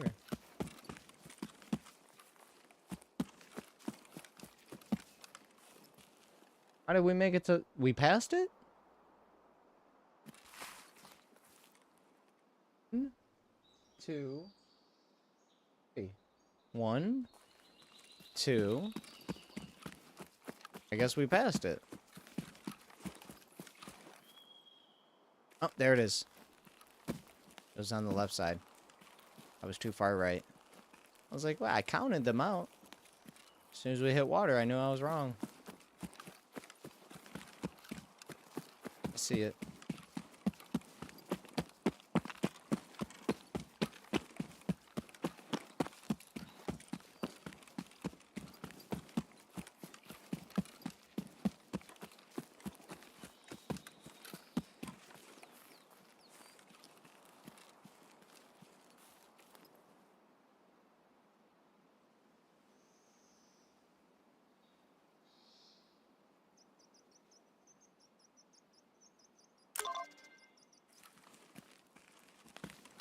Alright, we're gonna head to bunker and get out of here. See if I can't get a power filter.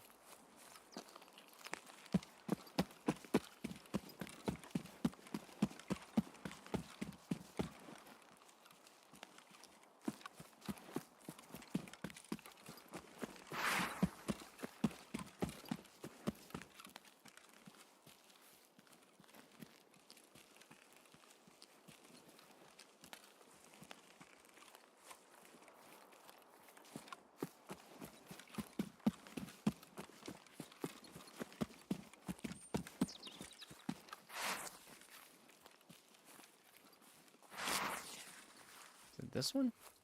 This one.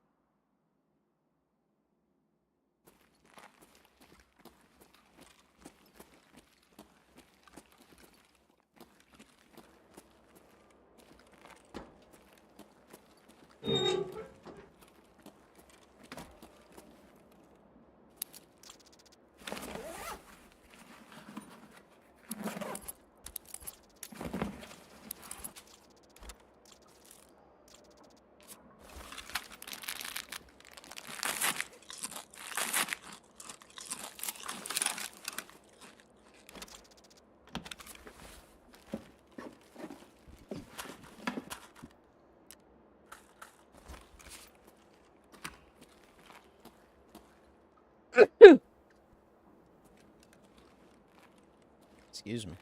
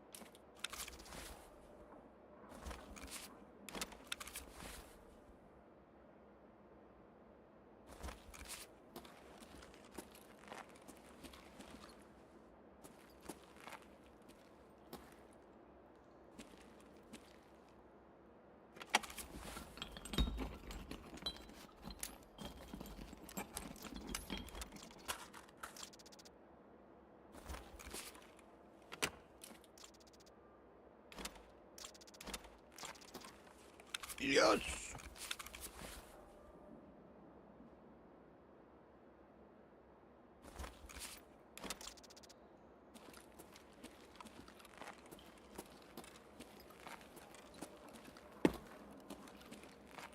We're not out the woods yet. Stupid saying.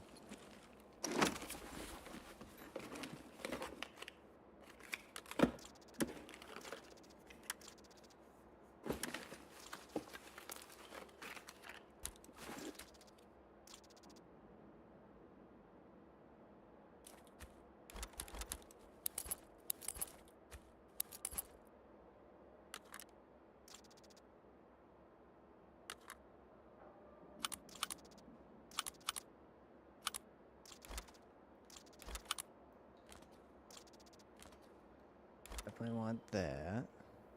Don't need that. Take that.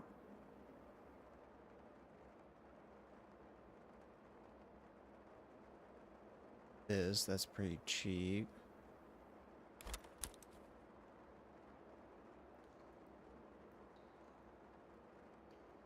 That's fine.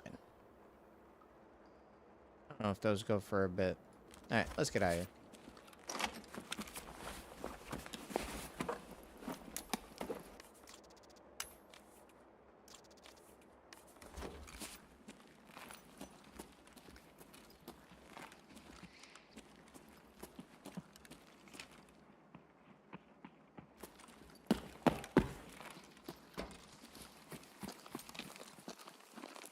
Вали, хуесоса!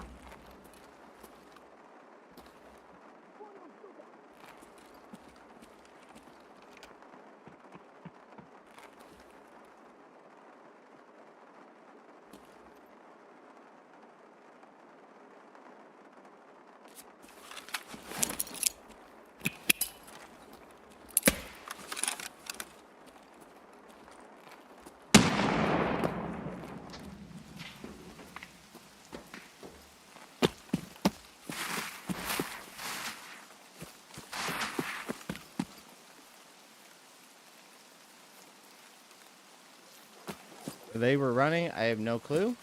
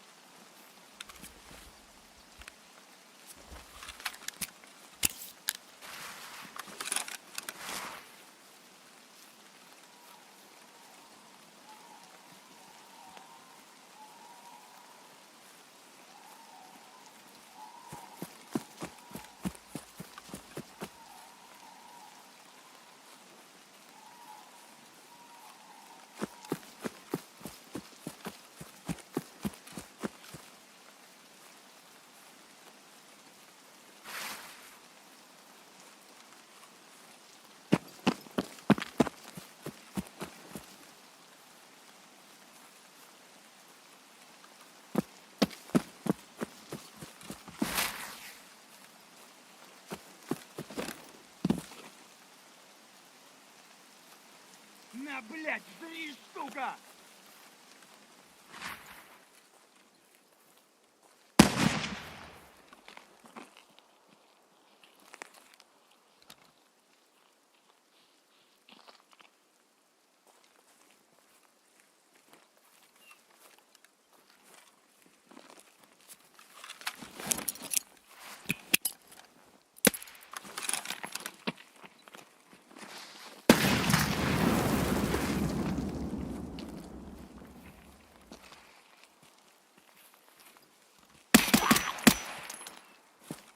Страшно тебе, сука?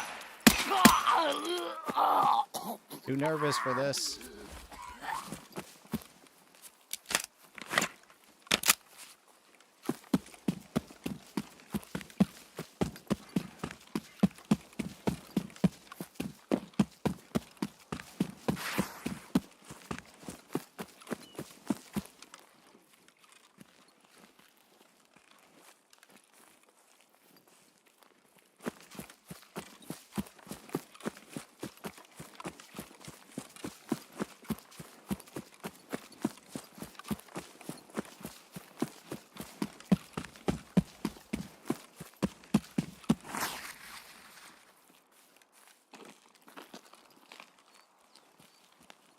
Just wanted a quick and easy raid.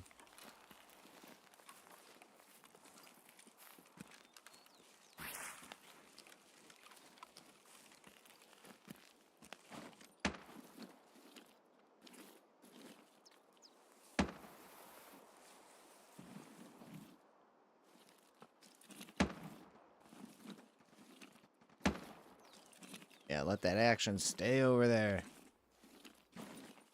I'm on my way home for food.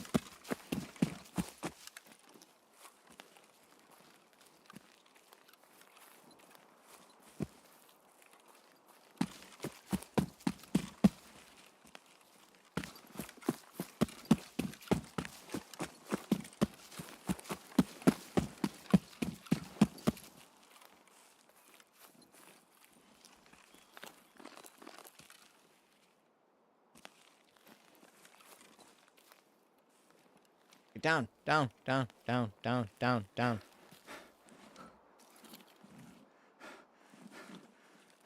Guess I was on an angle. It's right there. It's right there.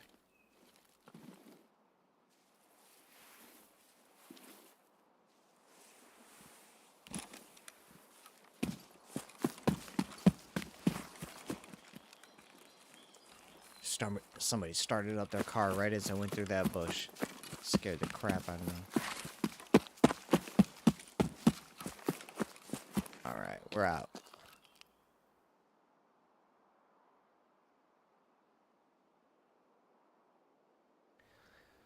Ooh. Planted that. So now we just got shoreline and the last one for factory.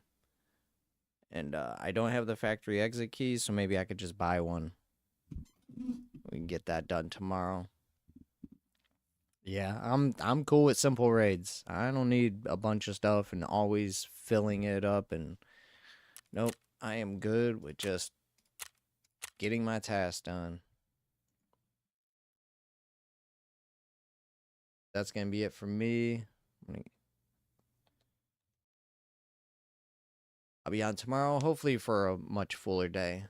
So come Monday, I'm going to get tags for the car. Oh, baby. So the car passed E-check, so now I can go get some tags. And start driving. I'm going to see how this delivery stuff feels.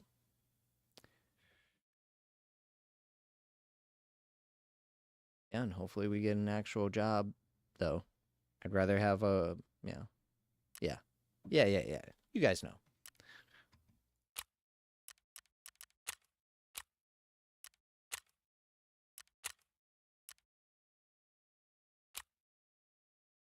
Appreciate the stream. Good night and weekend.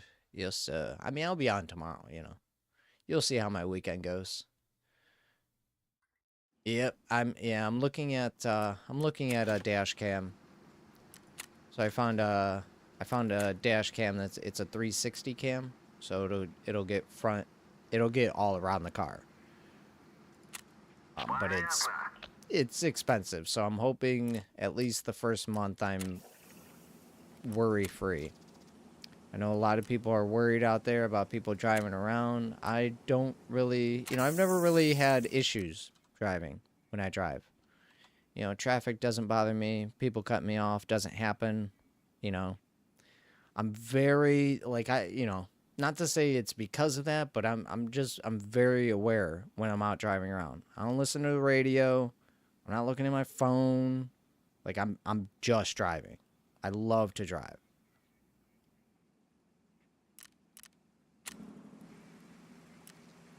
So yeah, when I go out, for me it's mostly my whole thing is predictive driving. I'm all about, okay, well, what's this person possibly going to be able to do from here? You know, now granted, there's a lot of accidents, there's a lot of weird things that can happen, but I've avoided a lot of stuff in my driving time simply because I go, you know, I look at the nature of things around me. You know, I can call out when people are going to use their signal to turn. I can call out when people are going to not going to use their signal. I know when people are going to brake early, when people are going to brake late. Like it's something I have a lot of fun with when I'm out driving. It happens all the time. I don't need to stay in a single lane. If somebody comes up on my ass, I just move over. It does not bother me to let other people pass. You want to get behind me, you know, like the other night when I went out to get my e-check, I was in the center lane of the highway and somebody came up behind me and passed me on my right. Yeah, I let them pass. Like, I'm not, you know, it doesn't bother me none. But then I had another guy that slowly caught up to me, and as he caught up to me, I decided to just get over. Like, you know, so if somebody wants to pull up on me fast, you know, I have a move for that, and if somebody wants to pull up on me slow, I have a move for that too. Played too many racing games, street racing games. I've done traffic driving on them. It's, you know, it's nothing new to me. I love driving. I love, you know, predictive driving, calling things out, figuring things out. I don't mind people passing me. I drive, you know, speed limits. I don't need to go fast. I don't need to be fast. If people want to pass me all day, you know, get mad at me, whatever, like, that's on you. I've actually had somebody get mad at me because I tried closing a gap in traffic so that, you know, so essentially, you know, the faster I close the gap, the more people can pull up. You know, it's a traffic jam, and I had two people get over. They got over to the left lane. Well, now there's 2 car lengths in front of me. Well, the guy that was right next to me, to the right of me, literally to the right of me, thought, well, now that's my opportunity to get in front. Well, because I am the driver I am, and I saw those 2 guys getting over, I was already ready to just speed up to the next car so I can close the gap, you know, so that people behind me can move up as quick as possible. He got pissed at me. You're racing. You're cutting me off. And I was just like, all I was doing was closing the gap. You're right next to me. You can't get over into my lane yet until you pass me. He had traffic in front of him, but he was hoping that I would leave that there because a lot of people like to leave gaps in traffic. I don't really understand that. For me, it's just I like closing the gap so we can move. Me holding a gap longer and longer and longer just means now no one's moving behind me. So I'm always for closing the gap. And the guy was literally hoping that I was going to take my time so that he can pass on the right and get over. It's like, dude, just be happy that I sped up super quick so you can get behind me real quick. Because that's what he did. You know, the traffic cleared and I did this, and then he got over, passing on the left. That's yeah. If there was a guy on my left that needed to get over, it would have been a different story. He needs to get off. I'm gonna let him get off the freeway. But it's somebody that just got on the highway. I'm not going to, you know what I mean? Like, or somebody that's next to me who has traffic in front of him who can't speed up. Why would I wait for you to pass me? Yeah, he got mad at me.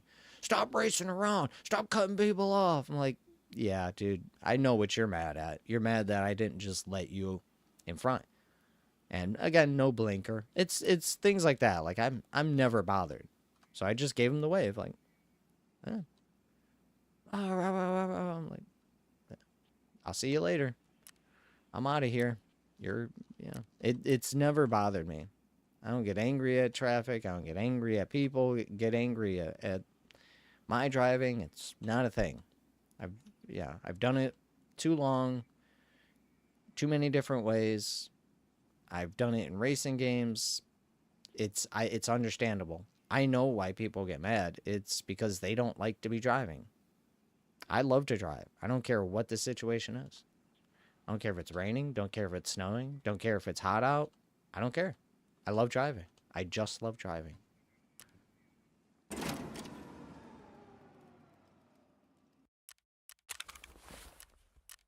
All right, let's dump all this crap off.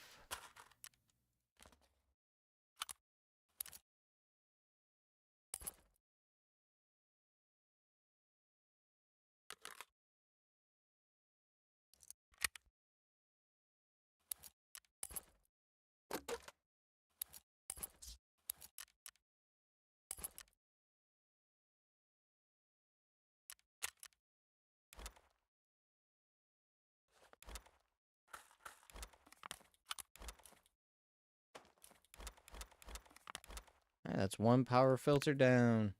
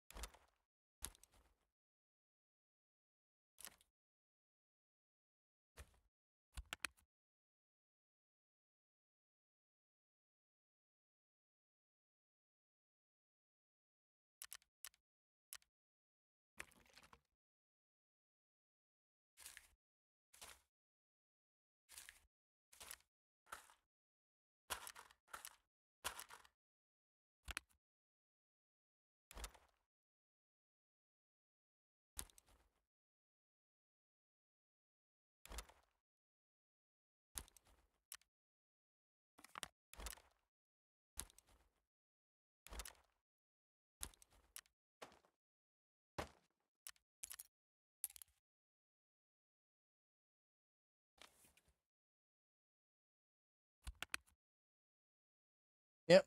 Adios, Crom. I'll catch you another time.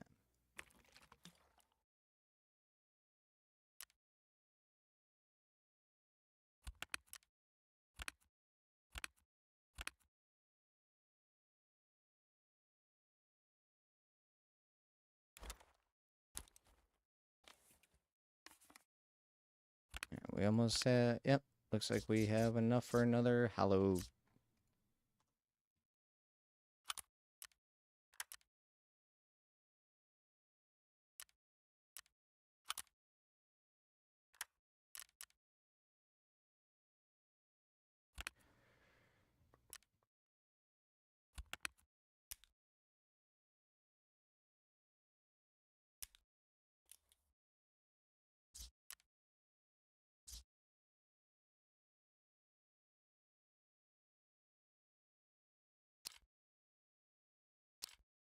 How about that grenade I tossed? It was almost a bad nade. It landed to my right. That could have been bad. Alright, we are out of here. As always, I appreciate everyone playing it casual. I'm just going to clear inventory.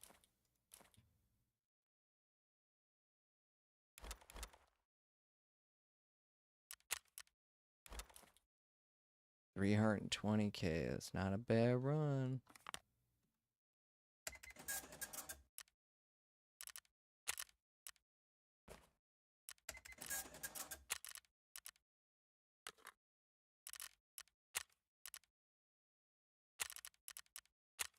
Goes up for more.